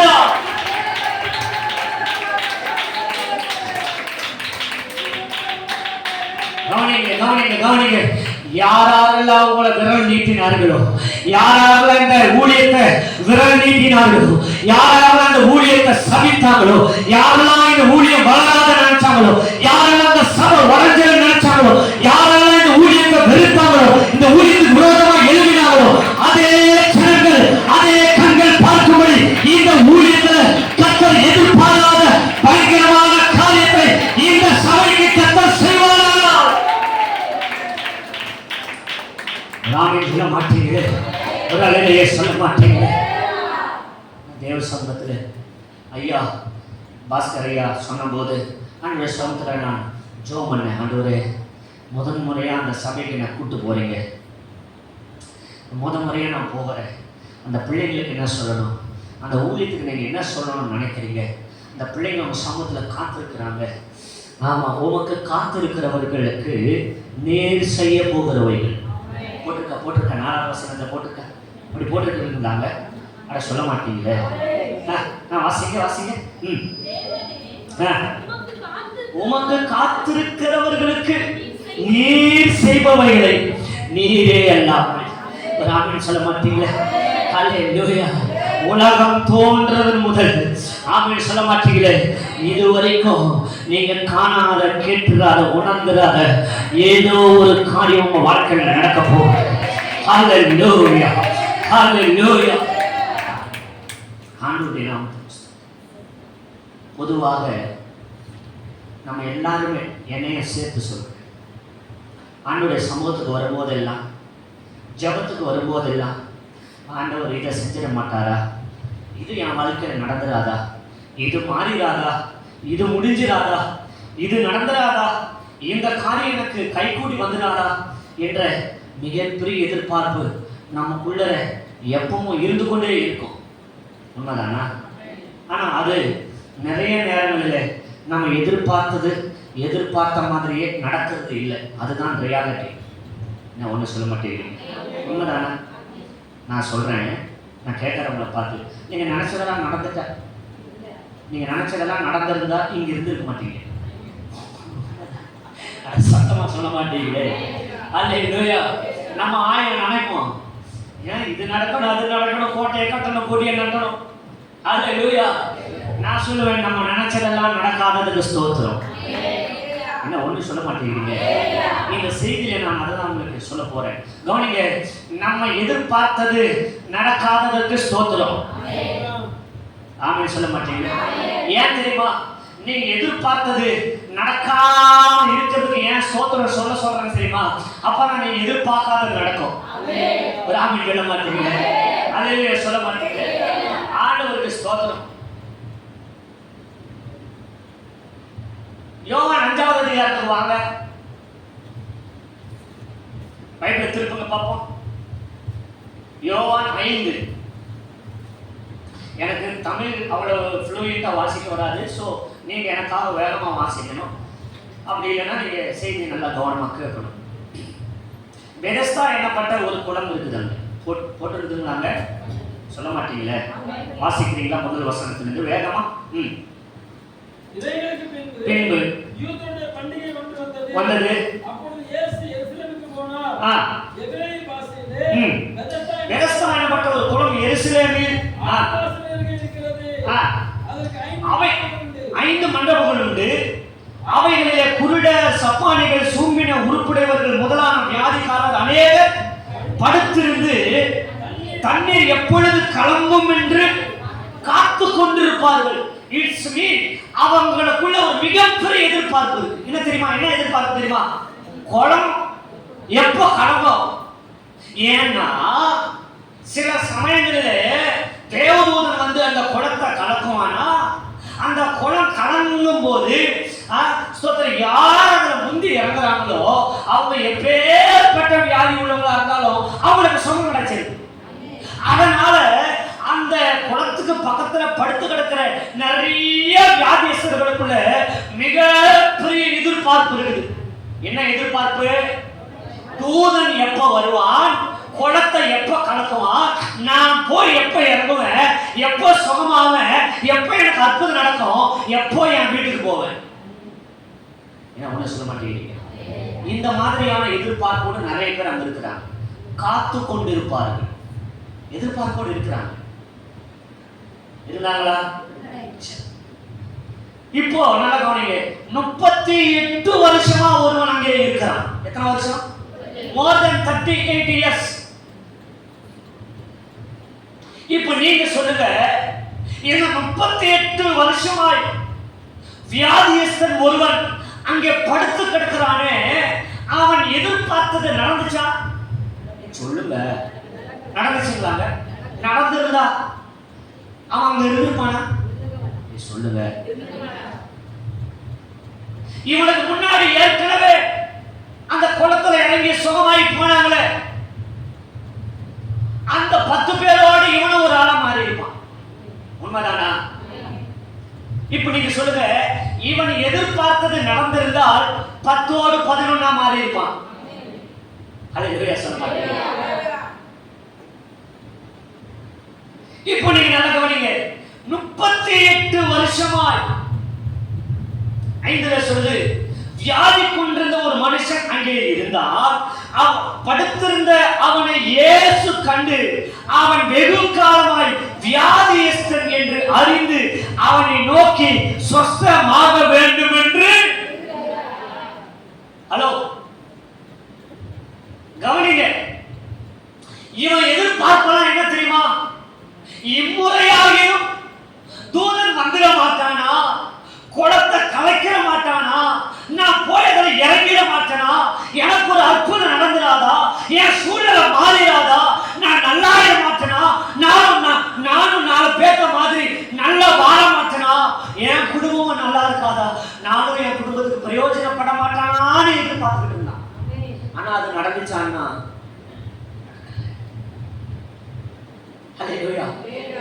அவன் எதிர்பார்க்காத ஒண்ணு நடக்குது. என்ன நடக்குது சொல்லுங்க? இயேசு வந்தா. வந்தது யாரு? யாரு? அவன் நினைச்சானா? ராமன் சொல்ல மாட்டீங்க. ஹல்லேலூயா. இயேசு வந்து அவனை பார்த்து கேட்கிறார், what can I to for you? நான் உனக்கு என்னப்பா செய்யணும்? சுகம் வேணுமா? சுகம் வேணும். சுகம் ஆகணும்னு விரும்புறியா? ஆமாண்டவரே. Praise the Lord. ஹல்லேலூயா. இப்ப கவனிங்க, இவனுக்கு முன்னாடி குளத்துல இறங்கி சுகமானவங்களை பார்த்து யாராவது நம்மளே ஒரு கேள்வி கேட்டா, எப்பா உனக்கு எப்படிப்பா சுகமானுச்சு? நீ கண்ணு தெரியாதவனா இருந்தியே, நீ காது கேளாதவனா இருந்தியே, உன்னால நடக்க முடியாம இருந்துச்சு, நீ ஒரு கை உனக்கு சரியில்லையே, நீ இந்த மாதிரி கேன்சர் வியாதியில் இருந்தியே, உனக்கு எப்படிப்பா சுகமானுச்சு? அந்த குளத்துல இறங்கி சுகமாயி போனாங்களே, அவங்கள கேட்டிருந்தா என்ன சொல்லுவாங்கன்னா, என்ன சொல்லியிருப்பாங்க சொல்லுங்க? தூதன் வந்தான், குளத்துல கலக்கனா, நான் போய் இறங்கினேன், சுகமாயிட்டேன். ஆமென். இதான சொல்லுவாங்க. ஹல்லேலூயா. ஆனா இவனை கேட்ட என்ன சொல்லுவான் சொல்லுங்க?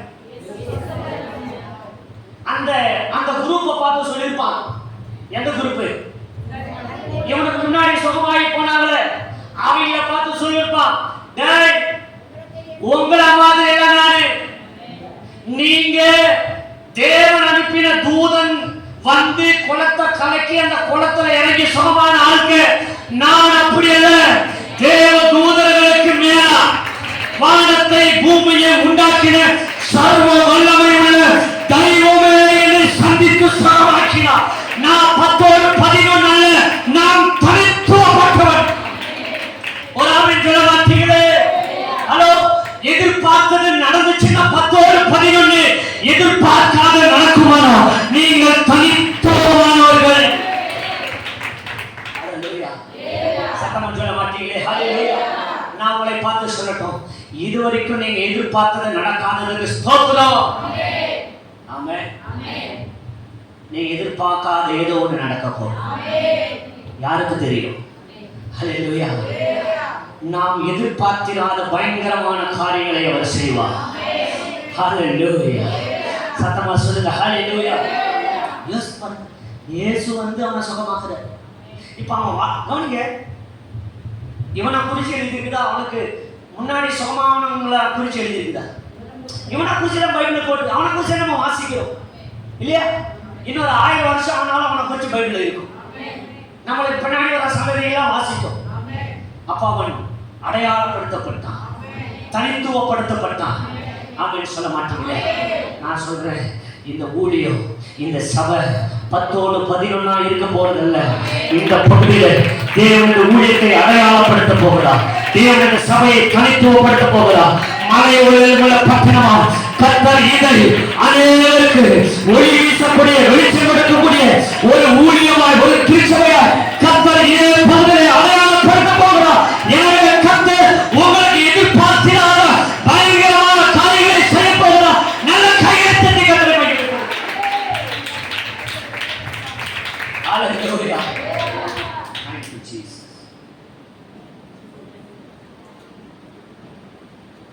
ஆண்டவர் நல்லவர். எனக்கு கொடுத்த நேரத்துக்கு முன்னாடியே நான் உங்களை முடிச்சு அனுப்பிடுறேன். கவலைப்படாதீங்க. என்ன இன்னும் கொஞ்ச நேரம் பொறுத்துக்கோங்க. பிள்ளையாக நினச்சிக்கோங்க, அண்ணனாக நினச்சிக்கோங்க, தம்பியாக நினச்சிக்கோங்க. ஆண்டவருக்கு ஸ்தோத்திரம்.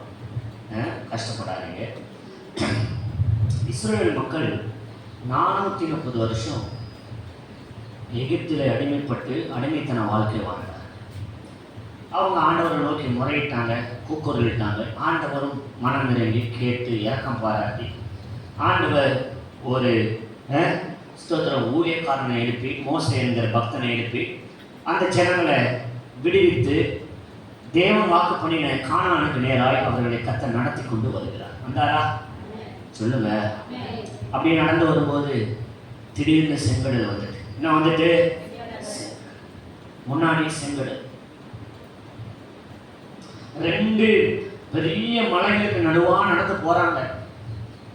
அங்கிட்ட மலை, இங்கிட்ட மலை, நடுவுல நடந்து போயிட்டு இருக்கிறாங்க. முன்னாடி போயாச்சுனாக்கா என்ன வந்துட்டு செங்கடல். பின்னாடி பார்த்தாக்கா யார் வர்றா? பார்வோன் தன் சேனைகளோடு, குதிரை வீரர்களோடு, ரதங்களோடு பயங்கரமான ஒரு கடுங்கோபத்தோடு துரத்தி கொண்டு வருகிறார். ஹல்லேலூயா. என்ன செய்வதுன்னு தெரியல. 4 பக்கமும் அடப்போட்ட மாதிரி ஸ்தோத்திரம், ஒரு அடைப்பு, வழி இல்லை. there is no way. மோசேயை பார்த்து முறுமுறுக்கிறாங்க. எகிப்தில பிரேத கல்லறைகள் இல்லைன்னு சொல்லி இங்கே எங்களை கூட்டி கொண்டு வந்து கொல்லவா பார்க்குது என்று சொல்லி மோசையை பார்த்து இந்த ஜனம் என்ன செய்றாங்க? ஏசுறாங்க, பேசுறாங்க. ஹல்லேலூயா. என்ன கருமையான ஆண்டவருடைய பிள்ளைகளே, மோசே ஆண்டவரிடத்துல போகிறார். ஆண்டவரே, நான் என்ன செய்யட்டும்? என்ன கருமையான ஆண்டவருடைய பிள்ளைகளே, என்ன நடந்துச்சு சொல்லுங்க. இந்த மக்கள் எல்லாம் என்ன நினைச்சிருப்பாங்க? சரி, மக்களை விடுங்க. மோசே தான் என்ன நினைச்சிருப்பாரு? அதை சொல்ல மாட்டீங்க. நீங்க கொஞ்சம் இமேஜின் பண்ணி பாருங்க, யோசித்து பாருங்க. இந்த மக்களும் மோசேயும் இப்போ நமக்கு முன்னாடி இருக்கிற இவ்வளோ பெரிய கடல் 2ஆ நடக்கும். நம்ம வெறும் கரையில் நடந்து அந்த கரைக்கு போவோம்னு நினைச்சு பார்த்தாங்களா? அதை சொல்ல மாட்டேன். நினைச்சு பார்த்தாங்களா? ஆனா அதுதான் ராமன் சொல்ல மாட்டீங்க. நடந்துச்சா? நடந்துச்சு. 4 பக்கம் வழி அடைச்சி இருந்த நேரம் 4 பக்கமும் வழி இல்லை. ஆனால் அவர்கள் பார்த்து கொண்டிருக்கும் பொழுது கர்த்தர் அவர்கள் எதிர்பார்க்காத ஒரு அற்புதத்தை செய்தார். அவர்கள் எதிர்பார்க்காத காரியத்தை செய்தார். அவர்களை பின்தொடர்ந்து வருகிறான் சத்துரு. அவர்களை துரத்தி வந்து வருகிறான் சத்துரு. முன்னராக செங்கடல் வழிவிடாமல் நின்று கொண்டிருக்கிறது. என்ன செய்வதுன்னு தெரியல.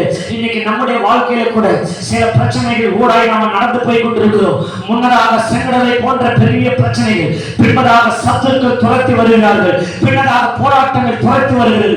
சில சாபங்கள் துரத்தி வருகிறது. சில வாழ்க்கையில வியாதிகள் துரத்துகிறது. சில வாழ்க்கையில கடன் பிரச்சனைகள் துரத்துகிறது. நிந்தைகள் துரத்துகிறது. அவமானங்கள் துரத்துகிறது. என்ன செய்ய போறேன்னு தெரியல. அடுத்த நொடி என்ன நடக்க போகுதுன்னு தெரியல. அடுத்து என் குடும்பத்தை எப்படி கொண்டு போக போறேன்னு தெரியல. அடுத்து நான் என்ன நிலைமைக்கு ஆளாக போறேன்னு தெரியலன்னு நீங்க நினைச்சு கொண்டிருப்பீங்கன்னா ஆண்டவரை பார்த்து சொல்லுகிறார், நீங்க எதிர்பார்க்காத பயங்கரமான காரியத்தை கர்த்தர் உங்களுக்கு செய்ய போகிறார். உங்களுக்கு முன்பதாக இருக்கிற செங்கடலையும் கர்த்தர் 2ஆய் பிளந்து வெட்டாம் வரையில உங்களை நடந்து போக பண்ணி அந்த கடலை கலக்க பண்ண, இந்த பிரச்சனைகளை தாண்டி போக பண்ண கர்த்தர் வல்லமையுள்ள தெய்வமாய் இருக்கிறார் என்பதை நீங்க விசுவாசிச்சீங்கன்னா நல்ல கையை தட்டி ஆண்டவருக்கு கொடுங்க.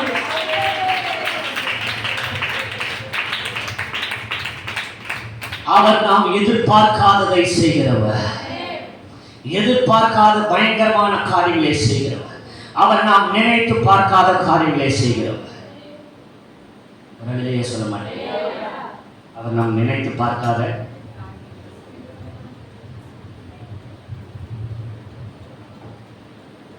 நாம் எதிர்பார்க்காத காரியங்களை செய்கிறவர்.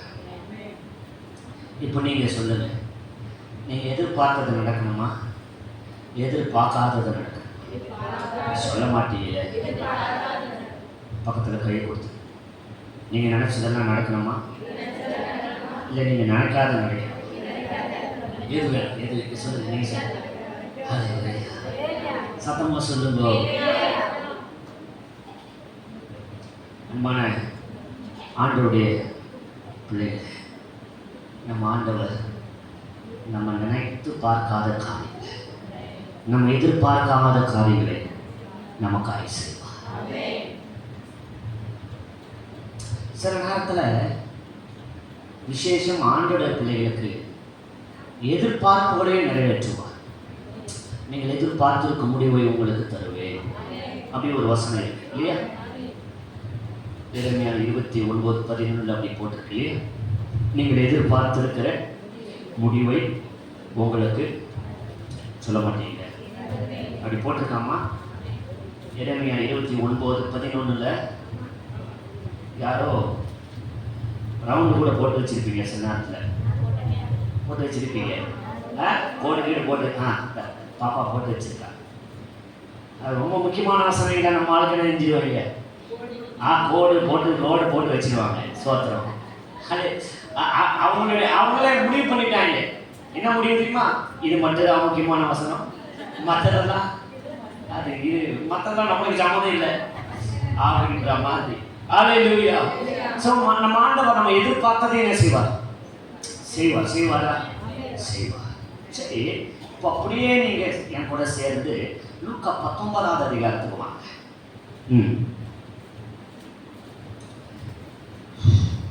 19 வந்துட்டீங்களா? 2வது வசனத்திலிருந்து வாசி.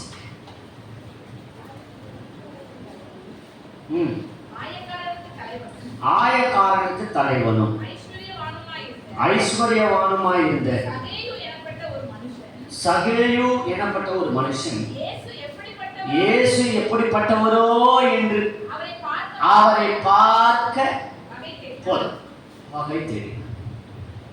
இயேசு எரிகோவின் வழியாய் வருகிறார் என்ற செய்தி அவனுக்கு அறிவிக்கப்படுது.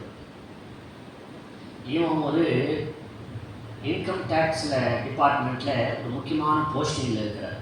இன்கம் டேக்ஸ் டிபார்ட்மெண்ட் வரி வசூலிக்கும் இல்லையா? கிட்டத்தட்ட ஒரு அரசாங்க வேலை. யாருக்கு? அரசாங்கத்தில் வேலை செய்கிறாருன்னா காசு பணம் எல்லாமே இருக்கும். பயங்கர வசதி, நல்ல வசதியாக தான் இருக்கிறான். அவனுக்கு எந்த குறையும் இல்லை. புரியுது அவங்களுக்கு சொல்கிறது? எல்லா வசதி வாய்ப்புகள் சந்தோஷமாக மகிழ்ச்சியாக இருக்கிறவங்களுக்கு இயேசு தேவைப்பட மாட்டார் நிறைய நேரத்தில். இன்னும் ஒன்றும் சொல்ல மாட்டேங்கிறீங்க. உண்மைதானா? இயேசு நாளில் தேடி வரவங்க எல்லாம் யாராவது இருப்பாங்கன்னா, ஒன்றுக்கு உதவாதவன், அடுத்த வேலைக்கு சாப்பாடு இல்லாத ஆளுக்கு, வியாதியில் உள்ளவங்க, நாளைக்கு செத்து போகிறவங்க, அல்லேலூயா, இவங்கெல்லாம் யாரை தேடி இருப்பாங்க? ஏசுனா. இங்கே யாராவது தூத்துக்குடியில் முக்கியமான பணக்காரங்க இருக்கீங்களா? பார்த்தீங்களா? அப்போ முக்கியமான ஆளுங்களாம் இருக்காங்க. அவங்களுக்குலாம் யார் தேவையில்லை? சொல்ல மாட்டீங்க. ஆனால் இவனை பாருங்க, அவங்கள மாதிரி இல்லை, கொஞ்சம் வித்தியாசமா இவனுக்கு இயேசு தேவைப்படுறாரு. இயேசுவை பார்க்கணும்னு ஒரு ஆசை இவனுக்கு. இயேசுவை பார்த்துட்டா போதும். இவனுடைய எதிர்பார்ப்பு இப்போ என்ன சொல்லுங்க? இயேசுவை பார்த்தா போதும். இயேசுவை பார்த்தா போதும். சரி, பார்த்தானா? பார்த்தான். வந்து பார்த்தான். ஜனக்கூட்டம் அதிகமாக இருக்குது. அவன் குள்ளமாக இருக்கிறான். இயேசுவை பார்க்க முடியல. ஸோ வேகமாக என்ன செய்யறான்? ஒரு காட்டத்து மரத்தில் போய் ஏறிக்கிட்டான். இயேசு அங்கே வந்தார். கவனிக்கிறீங்களா? இயேசு அவனை பார்க்குறாரு, அவன் இயேசுவை பார்க்குறான். ஆசை தீர்ந்து போச்சா? அவ்வளோதான். பார்த்துட்டான்ல, எதிர்பார்த்தது நடந்துட்டு இப்போ அவன் எதிர்பார்க்காத ஒன்று அவனுக்கு நடந்துச்சு. என்னன்னு சொல்லுங்க? இயேசு அவனை நோக்கி இறங்கி வா. ஒரு அழுகைய சொல்ல மாட்டீங்க. அல்லேலூயா. இவன் நினைச்சிட்டு வந்ததெல்லாம் ஒண்ணே ஒண்ணுதான். இவன் எதிர்பார்த்துட்டு வந்ததெல்லாம் ஒண்ணே ஒண்ணுதான். நான் அவரை பார்க்க வேண்டும். நான் அவரை பார்த்தா போதும். ஆனா இவன் கொஞ்சம் கூட நினைக்கல, கொஞ்சம் கூட எதிர்பார்க்கல. இயேசு அவன் விட்டு போவான் நினைச்சானா? ஆனா அதான் நடந்துச்சு. சொல்ல மாட்டீங்க. அல்லேலூயா சொல்ல மாட்டீங்க. அவன் எதிர்பார்க்காத ஒண்ணு அவனுக்கு நடக்குது. இயேசு நினைச்சிருந்தா வேற யாராவது வீட்டுக்கோ போயிருக்கலாம், ஆனா அவன் வீட்டுக்கு தான் போறாரு. ஹல்லேலூயா. ஆண்டவருக்கு ஸ்தோத்திரம். உன் வீட்டிலே தங்க வேண்டும். யார்? என் வீட்லையா? ஹல்லேலூயா. அவங்க சுத்தி இருந்தவங்க கூட பேசிக்கிட்டாங்க, இவரை பாரு, இந்த கள்ள பையன் வீட்டுக்கு போறாரு, பாவியான மனுஷன், அவனை ஊரை ஏமாத்தி வட்டிக்கு வாங்கிட்டு திடீர்னு அவன் வீட்டுக்கு போறாரு. ஹல்லேலூயா. அவங்க நான் பேசிக்கிறாங்க, இவனுக்கு கையும் ஓடின காரணம் என் வீட்டுக்கு வரீங்களா? அது என் வீட்டுக்கா? இருங்க கொஞ்சம் கிளி பார்த்துக்கிறேன். ஆமா நான் தான், என் வீட்டுக்கா? சரி. அவன் எதிர்பார்த்தானா? ஆனா அதான் நடந்துச்சு. இப்ப அவன் எதிர்பார்த்தது நடந்துச்சா? அதுவும் நடந்துச்சு. அவன் எதிர்பார்க்காதது நடந்துச்சா? அதுவும் நடந்துச்சு. ராமன் சொல்ல மாட்டேன். அதனால கூட பார்த்து நான் சொல்றேன், காலையில் 6 மணிலிருந்து சாயங்காலம் 6 மணி வரைக்கும் இந்த ஜபத்தில் பங்கு பெற்றிருக்கிற தேவ பிள்ளை, இயேசுவை பார்க்கணும், இயேசுவை ஆராதிக்கணும், இயேசுவை துதிக்கணும், தேசத்துக்காக ஜெபிக்கணும்னு வந்தார். உங்களை நான் சொல்றேன், உங்களுக்கு விசேஷமா நீங்க எதிர்பார்த்ததையும் கர்த்தர் செய்ய போகிறார், நீங்க எதிர்பார்க்காததையும் கர்த்தர் செய்ய. ஹல்லேலூயா. ஆண்டவருடைய பரிசுத்த நாமத்துக்கு மகிமை உண்டாகும். இப்போ நீங்க யோவான் 11வது அதிகாரத்துக்கு வேதத்தை திருப்புங்க.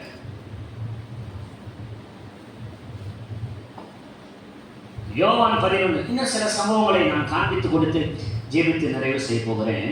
யோவான் 11க்கு வந்துட்டீங்களா? அப்படியே திறந்து அப்படியே வச்சுக்கோங்க. வச்சுட்டு என்ன பாருங்க, கவனிங்க. மார்த்தாள், மரியாள், லாசரு, ஒரு அழகான குடும்பம் அங்கே இருக்குது. அப்பா அம்மா இருந்ததாக பைபிள் என்ன செய்யல, சொல்லப்படலை.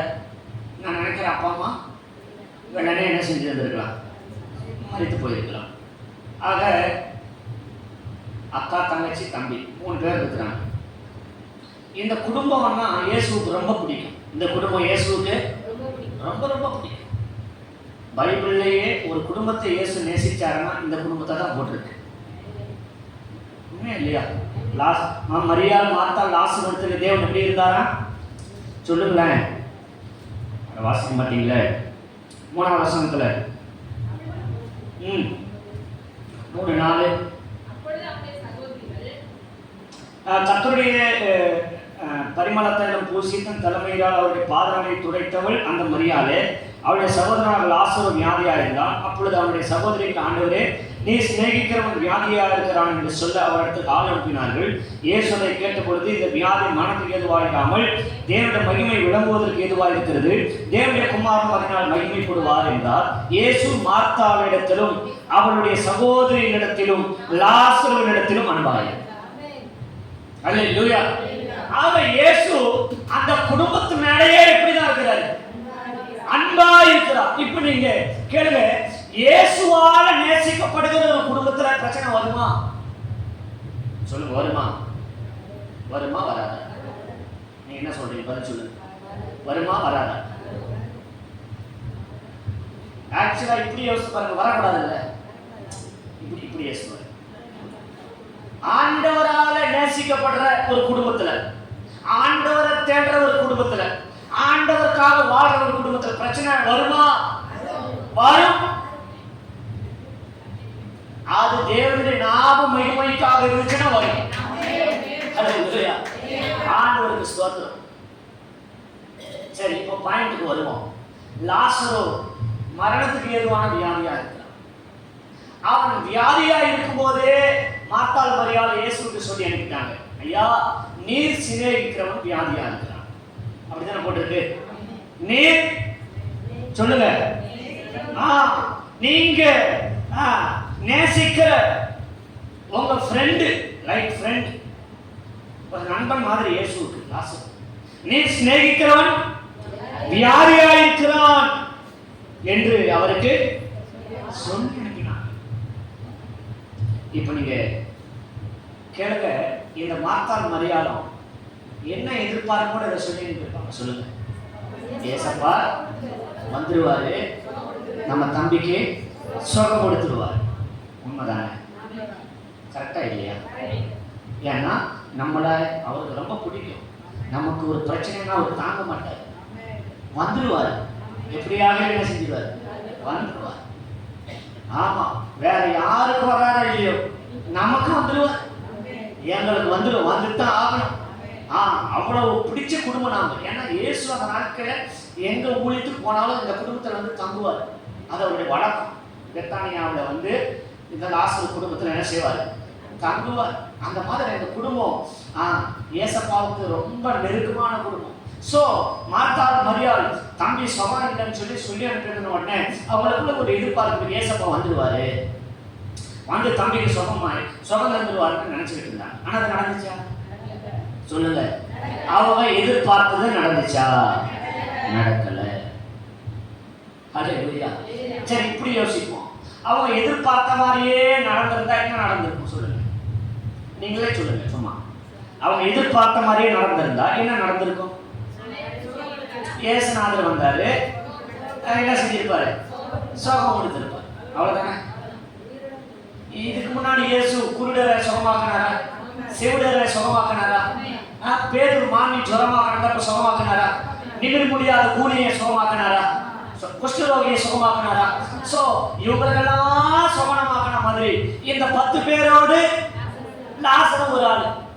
என்னவா? லாசரும் சுகமா இருந்தாரா? இயேசு வந்தாரா, அவனை தொட்டாரா, சுகமாயிட்டான். இப்படிதானே எழுதியிருக்கும் பைபிள்ல. எதிர்பார்த்தது நடந்திருந்தா. இப்போ இவர்கள் எதிர்பார்க்காத ஒண்ணு நடக்குது. என்ன தெரியுமா? அவன் செத்தே போயிட்டான். அடக்கம் பண்ணியாச்சு. 4 நாள் ஆயிட்டு. அதுவும் எத்தனை நாள்? 4 நாள் ஆயிட்டு. நாரியும் போயிட்டு. Hallelujah. It is not possible. அதுக்கு சாத்தியமே இல்லை. இனி அவன் உயிரோட சாத்தியம் இல்லை. ஹல்லேலூயா. ஆனா இயேசு அப்பதான் வருகிறார்.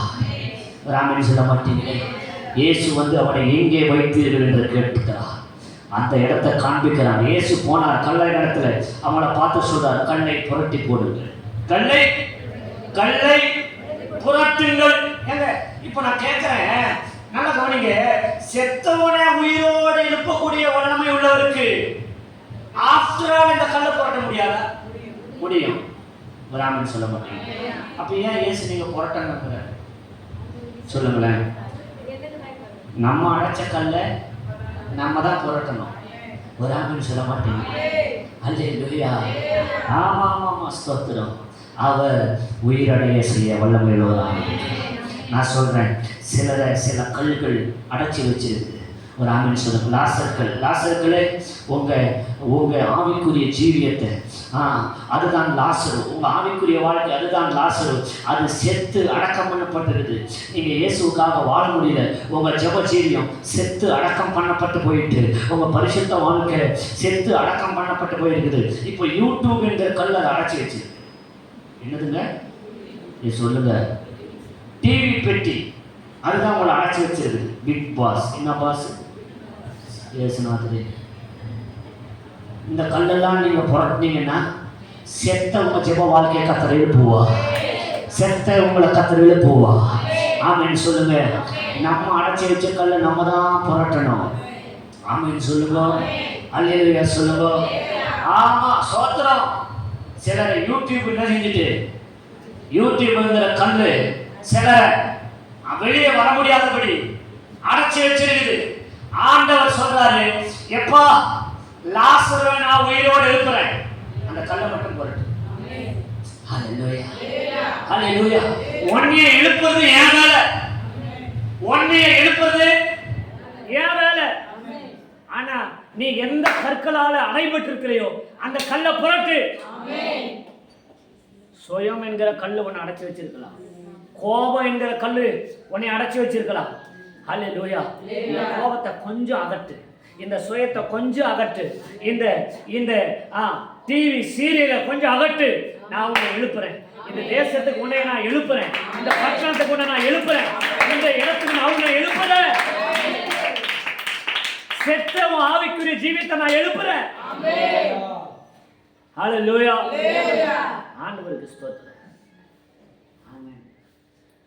அவன் செத்துட்டான்னு சொல்லி அனுப்புறாங்க. இயேசு என்ன தெரியுமா சொன்னாரு?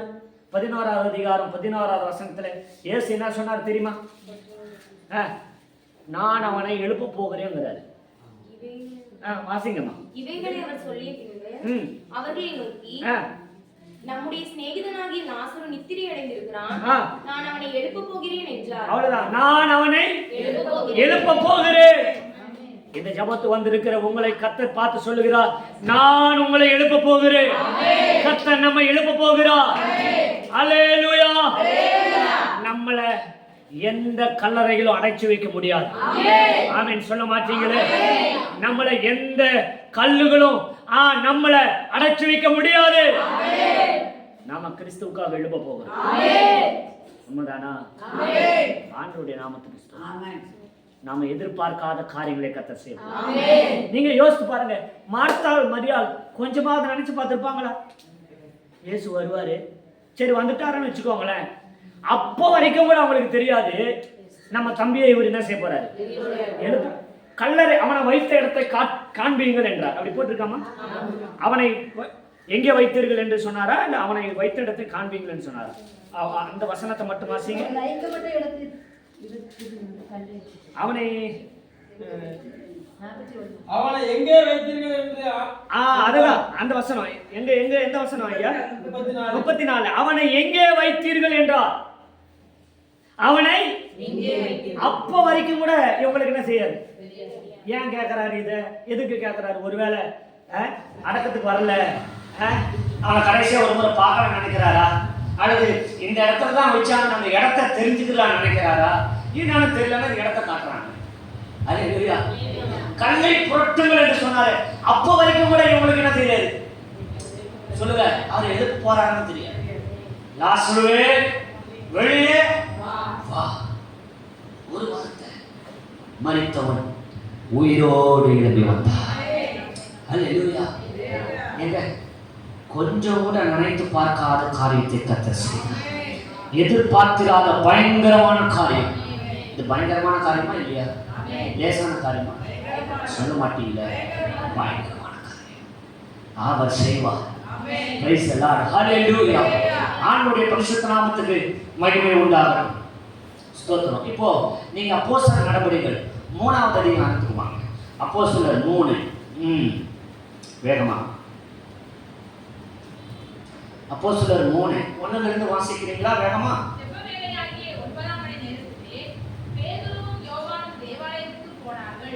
அப்பொழுது தன் தாய் வயிற்றிலிருந்து சப்பானியாய் பிறந்த ஒரு மனுஷனை சுமந்து கொண்டு வந்தார்கள். தேவாலயத்திலே பிரவேசிக்கிற இடத்தில் பிச்சை கேட்கும்படி நாடோறும் அவனை அலங்கார வாசல் எனப்பட்ட தேவ ஆலய வாசலிலே வைப்பார்கள். தேவாலயத்திலே பிரவேசிக்க போகிற பேதுருவையும் யோவானையும் அவன் கண்டு பிச்சை கேட்டான். பேதுருவும் யோவானும் அவனை உற்று பார்த்து, எங்களை நோக்கி பார் என்றார்கள். அவன் அவர்களிடத்தில் ஏதாயிலும் கிடைக்கும் என்று. அந்த வசனம் தான் ரொம்ப முக்கியம். அவன் அவர்களிடத்தில் ஏதாயிலும் கிடைக்கும் என்று எண்ணி அவரை நோக்கி பார்த்தான். ஏங்க 40 வருஷமா நடக்க மாட்டாத ஒருவன் எத்தனை வருஷம் பிறந்ததிலிருந்து அவனால நடக்க முடியாது. சப்பான் 4 பேர் அவனை சுமந்த கொண்டு வந்து வைப்பாங்க ஒரு இடத்துல. அவன் ஆலயத்துக்கு வர்றவங்கிட்ட போகிட்ட பிச்சை கேட்டு வாங்கி சாப்பிட்டு அப்படிதான் வாழ்க்கையை நடத்தி கொண்டிருந்தான். எப்பவும் அவன் 4 பேர்த்த டிபெண்ட் பண்ணியே இருக்கணும், 4 பேர்த்த நம்பியே இருக்கணும். சிலருடைய உதவியோட தான் ஒரு இடத்துக்கு அவனால போக முடியும், வர முடியும். தானா எதையும் செய்ய இயலாது, முடியாது. இப்போ அந்த ஆலய வாசலை வச்சு நாங்க ஆலயத்துக்கு வராம போறவங்க அவன் பிச்சை கேட்டுக்கிட்டு இருக்கிறான். இப்போ பேதுரு யோவான் ஆலயத்துக்குள்ள வருகிறார். முன்ன பின்ன அவங்கள இவன் பார்த்தது இல்லை. அவங்கள பார்த்த உடனே புதுசா தெரியுது. நான் கேட்கிறேன், பேதுரு யோவான ஊழியர்களா இருக்கிறதுனால ஒருவேளை ஒயிட் அண்ட் ஒயிட்ல கூட வந்திருக்கலான்னு ஒரு இமேஜின்ல சொல்றேன். ஸோ அவங்கள பார்த்த உடனே இவன் முடிவு பண்ணிட்டான், இவங்கள்ட்ட இன்னைக்கு நம்மளுக்கு ஏதோ ஒன்று என்ன செய்ய போகுது, பெருசா கிடைக்க போகுது. பெருசா முடிவு பண்ணிட்டான். அவன் அவர்களிடத்தில் ஏதாயிலும் கிடைக்கும் என்று எண்ணி அவனுக்குள்ள பயங்கர எதிர்பார்ப்பு வந்துட்டு, இன்னைக்கு நமக்கு லம்பா ஒரு அமௌண்ட் என்ன செய்வது கிடைக்க போகுது. இனி ஒரு மாசம் இந்த பக்கமே நம்ம தலை வச்சு கொடுக்க வேண்டாம். இனி ஒரு மாசத்துக்கு என்ன எடுக்க வேண்டாம், பிச்சை எடுக்க வேண்டாம். இன்னைக்கு நிறைய காசு கிடைச்சிடும், அவ்வளவுதான். ஒரு மாசம் நம்ம யாரையும் கூட்டி எங்கே சுமந்துட்டு போங்க, அங்கே கொண்டு போய் வைங்க, இங்கே கொண்டு போய் வைங்கன்னு சொல்ல வேண்டாம். ஒரு மாதம் உட்காந்து சாப்பிடலாமா அப்படின்னு கூட நினைச்சிருக்கலாம். இப்போ அவங்க எதிர்பார்த்தது நடந்துச்சா? இது சொல்லுங்கம்மா. சரி, திரும்ப அதே கேள்விதான். எதிர்பார்த்தது நடந்ததுதான் என்ன நடந்திருக்கும்? அவன் நினைச்ச மாதிரியே கொஞ்சம் நிறையவே பணம் கிடைச்சிருக்கும்னு வச்சுக்கோங்களேன். நிறையவே பணம் கிடைச்சிருக்கும். நல்ல ஒரு மாசம் வரைக்கும் அவன் பிச்சை எடுக்காம சாப்பிட்டுருப்பான். திரும்ப பழையபடி என்ன செஞ்சிருக்கணும்? திரும்ப வாழ்க்கை பூரா பிச்சை. இப்ப என்ன நடந்துச்சு? அவன் எதிர்பார்க்காத ஒண்ணு அவனுக்கு நடக்குது. அல்லேலூயா. இவங்க சொல்றாங்க, இப்பா நீ எதிர்பார்த்தது எங்ககிட்ட இல்ல அப்படின்னா என்ன சொல்ல வர்றாங்க? வெள்ளியோ பொண்ணோ எங்ககிட்ட இல்ல அப்படின்னா அவன் என்ன நினைச்சான்? வெள்ளியோ பொண்ணோ இவர்களுக்கு கிடைக்கும் என்று அவன் நினைச்சான். அவங்க சொல்றாங்க, நீ எதிர்பார்த்த, நீ நினைச்ச வெள்ளியோ பொண்ணோ எங்ககிட்ட இல்ல, நீ எதிர்பார்க்காத ஒண்ணு எங்ககிட்ட இருக்குது. நசரேயனாகிய இயேசு கிறிஸ்துவின் நாமத்தில் எழுந்து நட என்று அவருடைய கையை பிடித்து தூக்கி விட்டார்கள் இல்லையோ? 40 ஆண்டுகளாய் நடக்க முடியாத அந்த சப்பானி எழுந்து நடந்து குதித்து தேவனை துதித்து மகிமைப்படுத்தி. அல்லேலூயா. எங்க ஆண்டவர் நாம் எதிர்பார்க்காத பயங்கரமான காரியங்களை செய்ய. நான் சொல்றேன், உங்க வாழ்க்கையில இப்ப நான் காண்பித்து கொடுத்த எல்லா சம்பவங்களும் ஒன்றை நமக்கு ஞாபகப்படுத்திக் கொண்டே வருகிறது. அவர் நாம் எதிர்பார்க்காததை நமக்கு செய்கிறார். திரும்ப திரும்ப நான் சொல்றேன், நம்ம எதிர்பார்த்தது நடக்காததற்காய் ஸ்தோத்திரம். நம்ம எதிர்பார்த்தது நடக்கலைன்னா சோர்ந்து போயிடும். அல்லேலூயா. நான் இதுக்கு மேல ஜெபிச்சு என்ன பிரயோஜனம்? சர்ச்சுக்கு வந்து என்ன பிரயோஜனம்? ஆலயத்துக்கு போய் என்ன பிரயோஜனம்? உபாசத்துக்கு போய் என்ன பிரயோஜனம்? அந்த கூட்டத்துக்கு போய் இந்த கூட்டத்துக்கு போய் என்ன நடந்துச்சு? சிலர் சொல்லுவாங்க, ஜப கூட்டத்துக்கு போனீங்க என்ன நடந்துச்சு? சில நேரத்தில் உங்க கணவன் கூட சொல்லுவாங்க, ஜபம் போனீங்க என்ன நடந்துச்சு? நம்ம வாழ்க்கையில் அந்த பிரச்சனை அப்படியே தானே இருக்கு, அந்த கடன் அப்படியே தானே இருக்குது, அந்த போராட்டம் அப்படியே தானே இருக்குது, இனி ஜெபிக்க வேண்டாம். நீங்க கூட நினைப்பீங்க, ஆமா இல்ல ஜெபிச்சு ஒண்ணுமே நடக்கலையே, இதுக்கு மேல எண்ணத்தை போட்டு ஜெபிக்க. நினைச்சது நடக்கலைன்னா சோர்ந்து போயிடுறோம். நமக்கு பிரியமான தேவனுடைய பிள்ளையே, நீங்க நினைச்சது நடக்கல, அதுக்காக ஆண்டவருக்கு நன்றி சொல்லுங்க. ஏன்னா நீங்க நினைக்காத மிகப்பெரிய காரியங்களை கர்த்தர் உங்களுக்கு செய்ய போகிறார். நீங்க எதிர்பார்க்காத மிகப்பெரிய காரியங்களை கர்த்தர் செய்ய போகிறார். அல்லேலூயா. கடைசியா நான் உங்களை சொல்லி முடிக்க போகிறேன். லூக்கா 5ஆம் அதிகாரத்துக்கு வேதத்தை திருப்புங்க. லூக்கா 5ஆம் அதிகாரம் 6, 7 ஆகிய வசனங்களை வாசிங்க.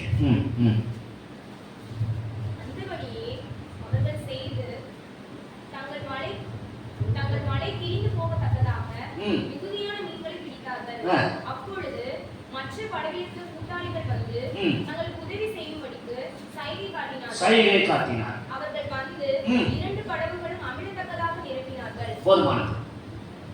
கவனிங்க, 6ஆம் வசனம் கடைசியில சொல்லுது மிகுதியான மீன்களை பிடித்தார். 7ஆம் வசனம் கடைசி சொல்லுது 2 படகுகள் அமிழத்தக்கதாய் நிரப்பினார்கள். 6ஆம் வசனம் சொல்லுது கடைசியில மிகுதியான மீன்களை பிடித்தார்கள். 7 கடைசியில சொல்லுது நிரப்பினார்கள். அல்லேலூயா. இது யாருக்கு நடந்துச்சு? பேதுரு என்கிற ஒற்றை மனிதனுக்கு. பேதுரு ராம் முழுதும் பிரயாசப்பட்டோம், ஒண்ணுமே நடக்கல.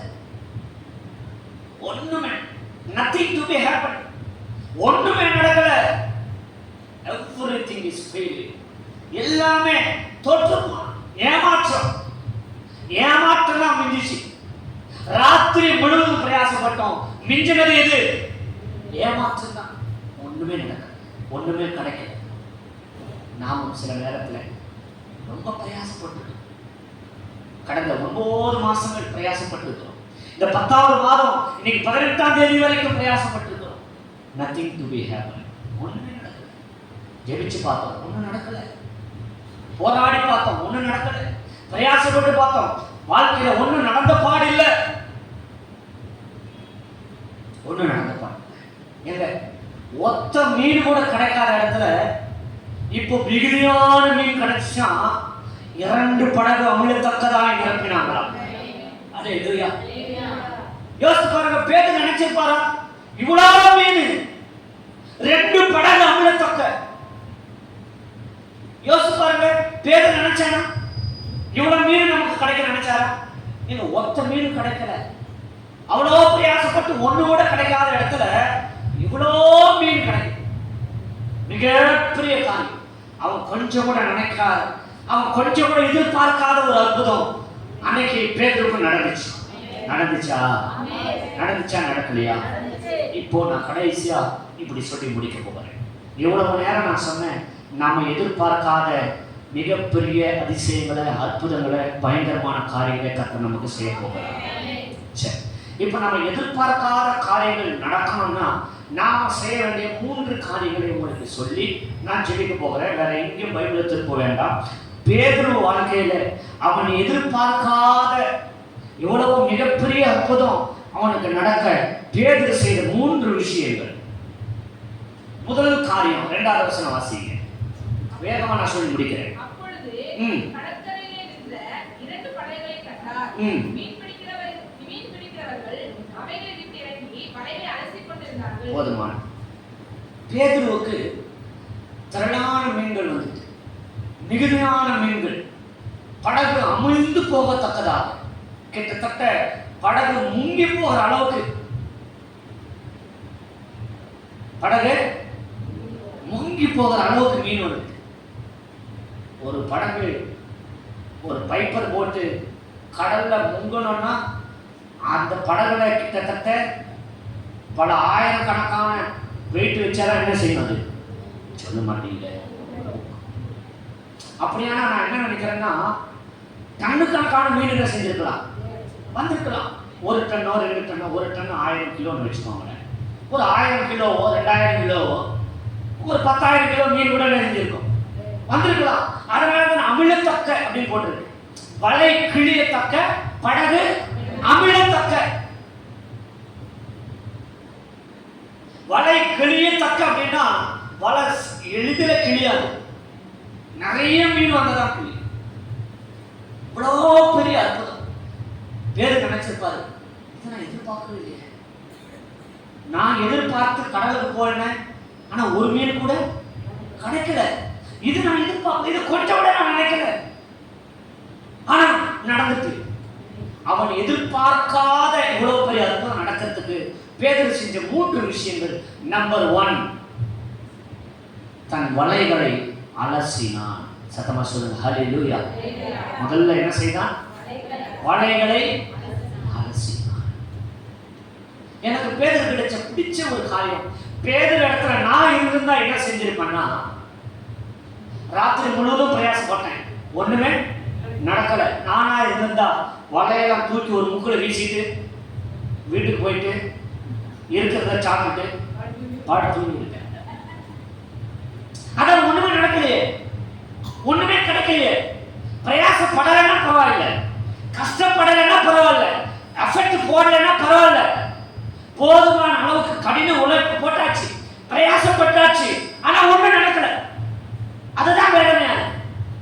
ஜெபிக்கலைன்னா பரவாயில்ல, போராடி ஜெபிச்சுட்டேன், உபவாசம் போட்டு ஜெபிச்சுட்டேன், கண்ணீர் வடிச்சு ஜெபிச்சேன், எல்லா ஜெப கூட்டத்துக்கு வந்தேன், எல்லா ஆராதனை பண்ணேன், ஆனாலும் அற்புதம் நடக்க மாட்டேங்குது.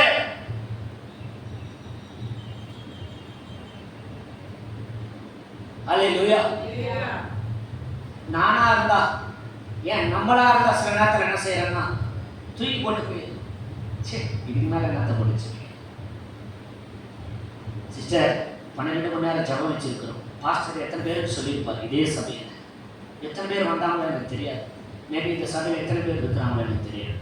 நான் முன்ன பின்ன வந்தது இல்லை. இவ்வளோ தான் இருப்பீங்களா, இல்லை இதுக்கப்புறம் நிறைய பேர் இருக்கிறாங்களான்னு கூட எனக்கு தெரியாது. நிறைய பேர் வந்து கூட போயிருக்கலாம், மேபி அவங்களுடைய சூழ்நிலை இன்னுமாக இருக்கணும். ஆக கருமையான கத்திர பிள்ளைகள, நம்ம நினைச்சது நடக்காதப்போ, நம்ம எதிர்பார்த்தது கிடைக்காதப்போ, நமக்குள்ள சோர்வு வந்து தூக்கி போட்டுரும். ஜபம் வேண்டாம், தெய்வத்தினுடைய காரியங்கள் வேண்டாம், ஒதுக்கி வச்சிடணும். போங்க, நான் ஜெபிக்காத ஜெபமா எவ்வளவு ஜெபிச்சிட்டேன், ஒன்றும் நடக்க மாட்டேன். தோண்டு போவாரு, சோர்ந்து போவாரு. பேதுரு நினைச்சிருந்தா ராத்திரி முழுவதும் பிரயாசப்பட்டு ஒன்றும் கிடைக்காத அந்த வலையை தூக்கி வீசிட்டு போயிருந்திருக்கலாம். ஆனால் பேதுரு என்ன செய்தார்? கவனிங்க, ஆண்டவர் இயேசு பேதுருவுக்கு அற்புதம் செய்யணும்னு எப்ப தெரியுமா முடிவு பண்ணாரு? கடற்கரையில ரெண்டு அந்த வசனம் வாசிங்க, 2வது வசனம். அப்பொழுது கடற்கரையிலே நின்ற 2 படகுகளை கண்டார். மீன் பிடிக்கிறவர்கள் அவைகளை விட்டு இறங்கி படகுகளை அலசிக் கொண்டிருந்தார்கள். இயேசு பார்க்கிறாரு. இயேசு பார்க்கையில பேதுரு தன் வலையை அலசி கொண்டிருக்கிறார். கவனிங்க, ஆண்டவர் யாருக்கு அற்புதம் செய்வார் தெரியுமா? அதுவும் நினைச்சு பார்க்காத அற்புதம், எதிர்பார்க்காத அற்புதம் யாருக்கு செய்வார் தெரியுமா? ஏங்க, அவங்க எவ்வளவு பிரயாசப்பட்டும் ஒண்ணும் நடக்கல. ஆனாலும் கூட நாளைக்கு நடந்துராதான்னு இன்னைக்கு ஆயத்தப்படுறாங்க இல்லையா? அவங்கள இயேசு கண்ணு பார்த்துச்சுன்னா இயேசு முடிவு பண்ணுவாரு, இவனுக்கு செய்யணும் அற்புதத்தை. இயேசு முடிவு பண்ணுவாரு, இவங்களுக்கு செய்யணும் அற்புதத்தை. பரலோகம் யாருக்கு அற்புதம் செய்யணும்னு முடிவு பண்ண தெரியுமா? அற்புதம் நடக்காம இருந்தோம், நாளைக்காவது நடந்துராதா, என் வாழ்க்கை நாளைக்காவது மாறிடாதான்னு இன்னைக்கு ஆயத்தப்படுறாங்க. பாத்தீங்களா? இந்த ஆயத்தத்தை பரலோகம் பார்க்குமானா? பரலோகம் முடிவு பண்ணும், இவங்களுக்கு அற்புதத்தை செய்யணும். சோ இயேசுவினுடைய கண்கள் பார்க்கையில பேதுரு தன் வலையை அலசினான். ஹல்லேலூயா. வலை என்பது வாழ்க்கை. வலை என்பது ஏன் அற்புதம் நடக்குது? இன்னும் கொஞ்சம் அலசி பாருங்களேன், இன்னும் கொஞ்சம் கழுவி பாருங்களேன், இன்னும் கொஞ்சம் சுத்திகரித்து பாருங்களேன். அலசுவது என்பது சுத்திகரிப்பது. ஹல்லேலூயா. ஆமா, கிளீன் பண்ணி கொண்டிருந்தான் போட்டு ஆங்கிலத்தில் கழுவிக்கிட்டு இருந்தானா? பீட்டர் வாஷிங் தி நெட் போட்டு கழுவி கொண்டிருந்தான். தன் வலையை என்ன செஞ்சுக்கிட்டு இருந்தான்? கழுவிக்கிட்டு இருந்தான், சுத்தம் பண்ணி கொண்டிருந்தான்.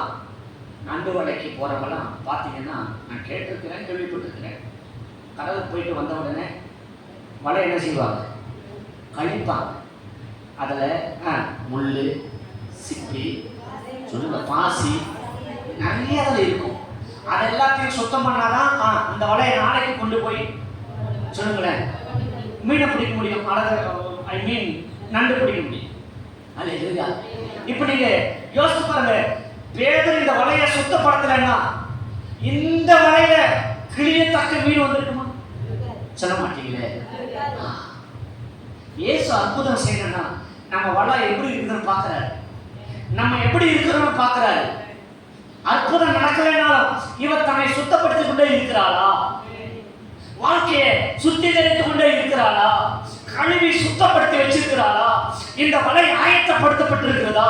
அற்புதம் நடப்பதற்கு, மீன்கள் வருவதற்கு, அதிசயங்கள் நடப்பதற்கு, நன்மைகள் வருவதற்கு இந்த வலை ஆயத்தமா இருக்குதா என்பதை இயேசு தேடிக் கொண்டிருக்கிறார். இயேசு கண்ணு பார்க்கும்போது இந்த வலை சுத்தமா இருந்துச்சுன்னா அதுல மீன்களை வரவைக்க அவர் வளமையினார். அல்லேலூயா. ஒண்ணு, வலைகளை சுத்தப்படுத்தினார். அப்படின்னு வாழ்க்கையை நம்ம என்ன செய்யணும்? சுத்தப்படுத்தும் போது நாம எதிர்பார்க்காதது நடக்கும்.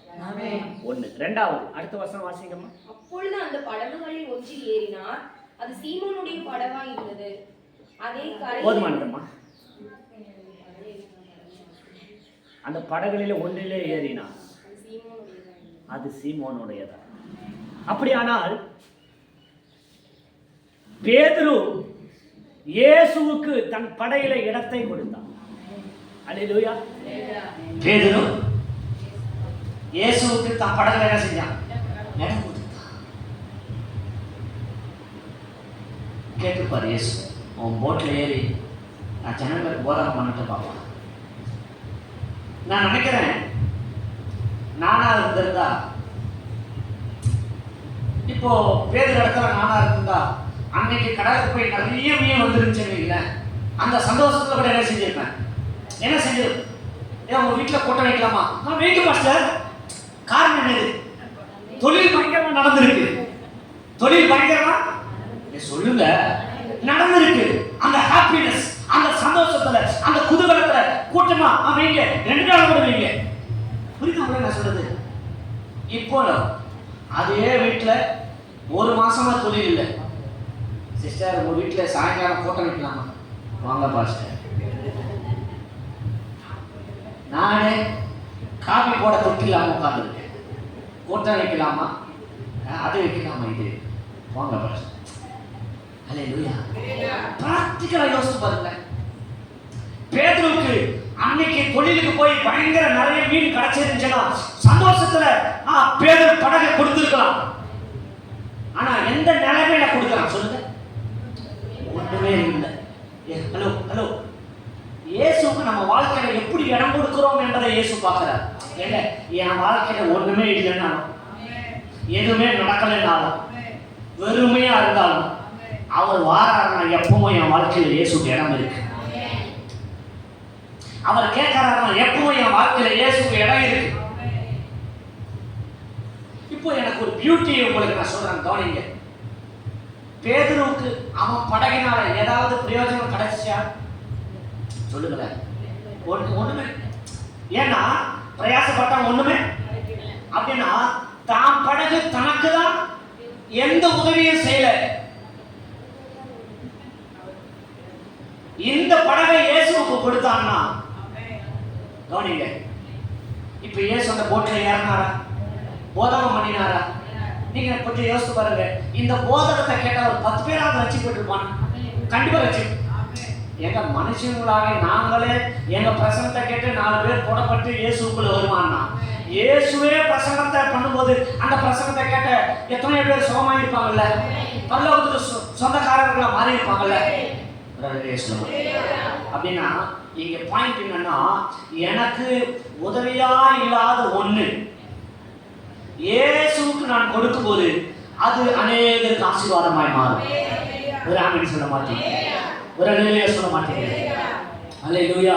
அப்படின்னா என் குடும்பத்துக்கே நான் 10 பைசா பிரயோஜனம் இல்லைன்னு யாராவது நினைக்கிறீங்கன்னா, உங்க வாழ்க்கையை இயேசுவுக்கு கொடுத்தீங்கன்னா உங்களை கர்த்தர் அநேகருக்கு ஆசீர்வாதமாய் மாற்றுவார். ஹல்லேலூயா. பேதுரு முடிவு பண்ணிட்டார், ஆண்டவரே என் படகு எனக்கு தான் யூஸ்ஃபுல்லா இல்லைன்னா உங்களுக்கு யூஸ் ஆகுதுன்னா நான் தர்றேன். புரியுதா நான் சொல்றது? நீங்க உங்க குடும்பத்துக்கு தான் பிரயோஜனமா இல்லைன்னா, பரலோகம் உங்களை யூஸ் பண்ண விரும்புதுன்னா உங்க வாழ்க்கையை இயேசுவுக்கு கொடுத்து பாருங்களேன். ஹலோ, உங்களை 10 பேருக்கு ஆசீர்வாதமா வைப்பாரு, உங்களுக்கும் ஆசீர்வாதத்தை கத்த தருவார். இப்போ அந்த போட்டு நிறைய பேருக்கும் ஆசீர்வாதமா மாறிச்சு. அட் த சேம் டைம் பேதுருக்கும் மாறிச்சா இல்லையா? அதே போட்டுல தான் மீன் வந்துச்சு. சொல்ல சோ முதல் விஷயம் தன் வலைகளை அலசணும், வாழ்க்கை அலசணும். இரண்டாவது தன் படைகளை இயேசுக்கு இடம் கொடுத்தார். அல்லேலூயா. நம்ம வாழ்க்கை நமக்கே பிரயோஜனமா இல்லாம இருந்தாலும் சில நேரத்துல நம்மை இயேசுவுக்கு கொடுக்கும்போது இயேசு நம்மை அநேகருக்கு ஆசீர்வாதமாய் மாற்றுவார். அல்லேலூயா. ஒருவேளை சாப்பாடு கூட தராம ஏளனமாய் பேசின என்னுடைய சொந்த பந்தங்கள் இன்னைக்கே ஃபோன் பண்ணுவாங்க, எப்பமாவது நம்ம ஊருக்கு வந்தேன்னா எங்க வீட்டில் வந்து தங்குங்க. ராமன் சொல்ல மாட்டீங்க, சொல்லுவாங்க இன்னைக்கு நீ இயேசுவுக்கு ஊழியம் செய்யறதுன்னு நாங்கள் எல்லாரும் கேள்விப்பட்டோம். ஹல்லேலூயா. இன்னைக்கு எப்படா வரமாட்டான்னு ஏங்குறாங்க எல்லாரும். கர்த்தர் அநேகருக்கு என்னை ஆசீர்வாதமாய் வைத்தீங்க. என் வாழ்க்கையில் இயேசுக்கு இடம் கொடுங்க. நான் சொல்றேன், இன்னைக்கு நீங்க உங்க குடும்பத்துக்கு உதவாதவங்களா இருக்கலாம். இன்னைக்கு உங்க குடும்பத்துக்கு நீங்க 10 பைசா பிரயோஜனம் இல்லாம இருக்கலாம், உங்களை விருத்து தள்ளி இருக்கலாம். ஆனால் இன்னைக்கு உங்க வாழ்க்கையை இயேசுவுக்கு கொடுத்து பாருங்க, அநேகருக்கு தேவன் உங்களை ஆசீர்வாதமாய் மாற்றுவார். அல்லேலூயா. 2 3வது ஒன்று சொல்லி நான் ஜெபம் பண்றேன். அடுத்த வசனம் வாசிங்கம்மா. அவர் போதகம் பண்ணி முடித்த பிறகு சீமோனை நோக்கி, ஆழத்திலே தள்ளி கொண்டு போய் மீன் பிடிக்கும்படி உங்கள் வலைகளை போடுங்கள் என்றார். அதற்கு சீமோன், ஐயரே, நாம் முழுவதும் நாங்கள் பிரயாசப்பட்டு ஒன்றும் அகப்படவில்லை, ஆகிலும் உம்முடைய வார்த்தையின்படி வலை போடுகிறேன் என்றான். இப்போ கவனிங்க, இயேசு சொன்னதை பேதுரு செஞ்சாரா செய்யலையா? இதுதான் என் கேள்வி. இயேசு சொன்னதை பேதுரு செஞ்சாரா செய்யலையா? செஞ்சாரான்னு எத்தனை பேர் கை காட்டுங்க. அதை சொல்ல சொல்லுங்க. அப்புறம் வாசித்தீங்களா பைபிள்ல? செஞ்சாரா செய்யலையா? செஞ்சார். எல்லாரும் செஞ்சார். நான் சொல்றேன் செய்யல.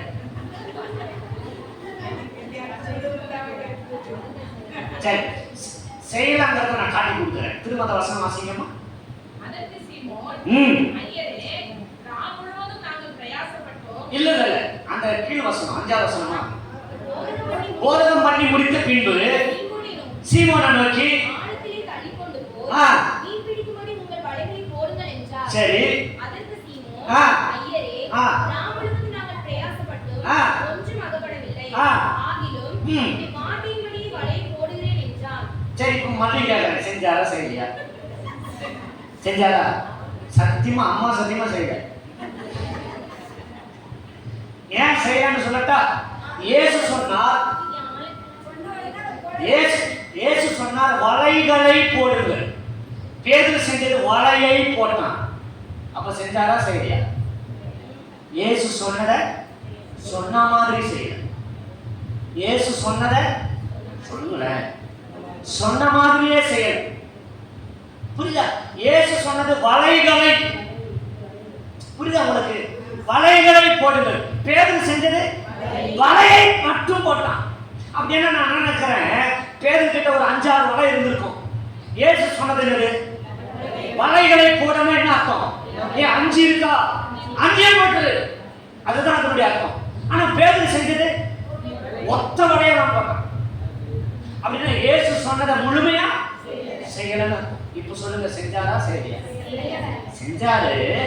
ஆனா ஏசப்பா சொன்ன மாதிரி முழுமையா செய்ய.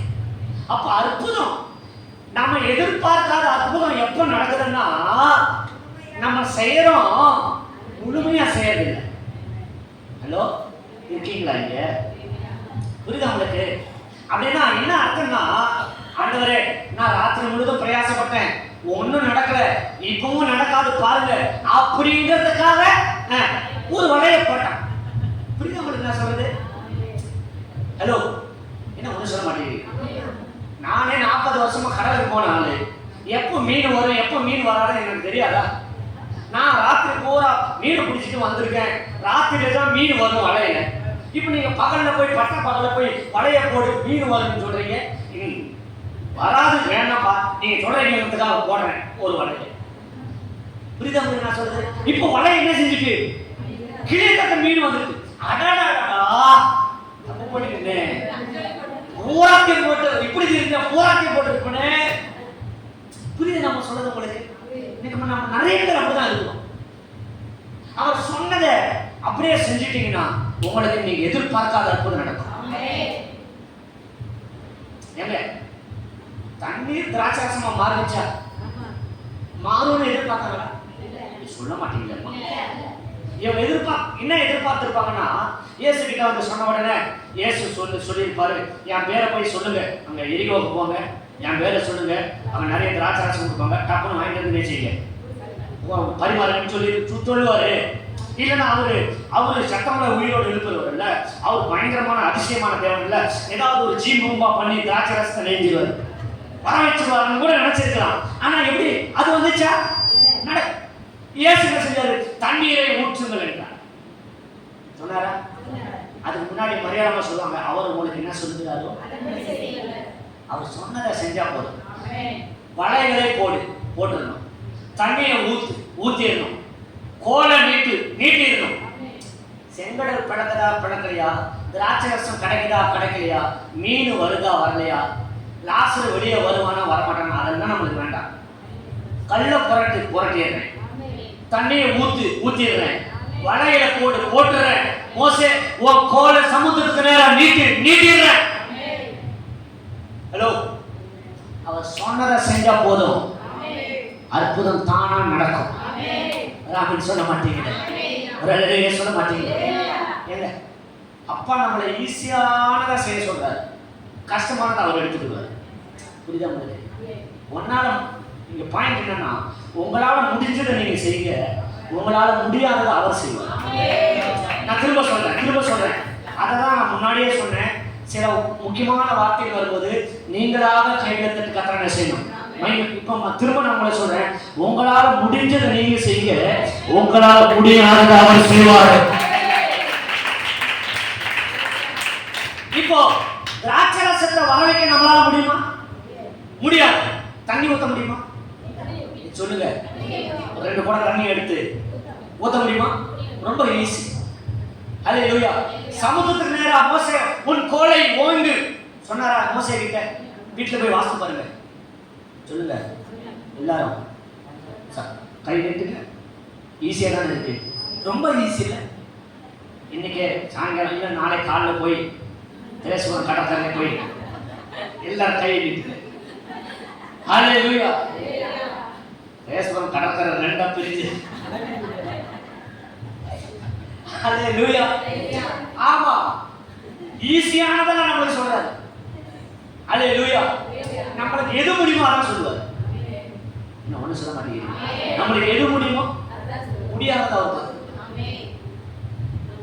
கோலை நீட்டி தண்ணியை ஊற்றி இருக்கணும், கல்ல புரட்டே இருக்கணும். Praise God. ஹல்லேலூயா.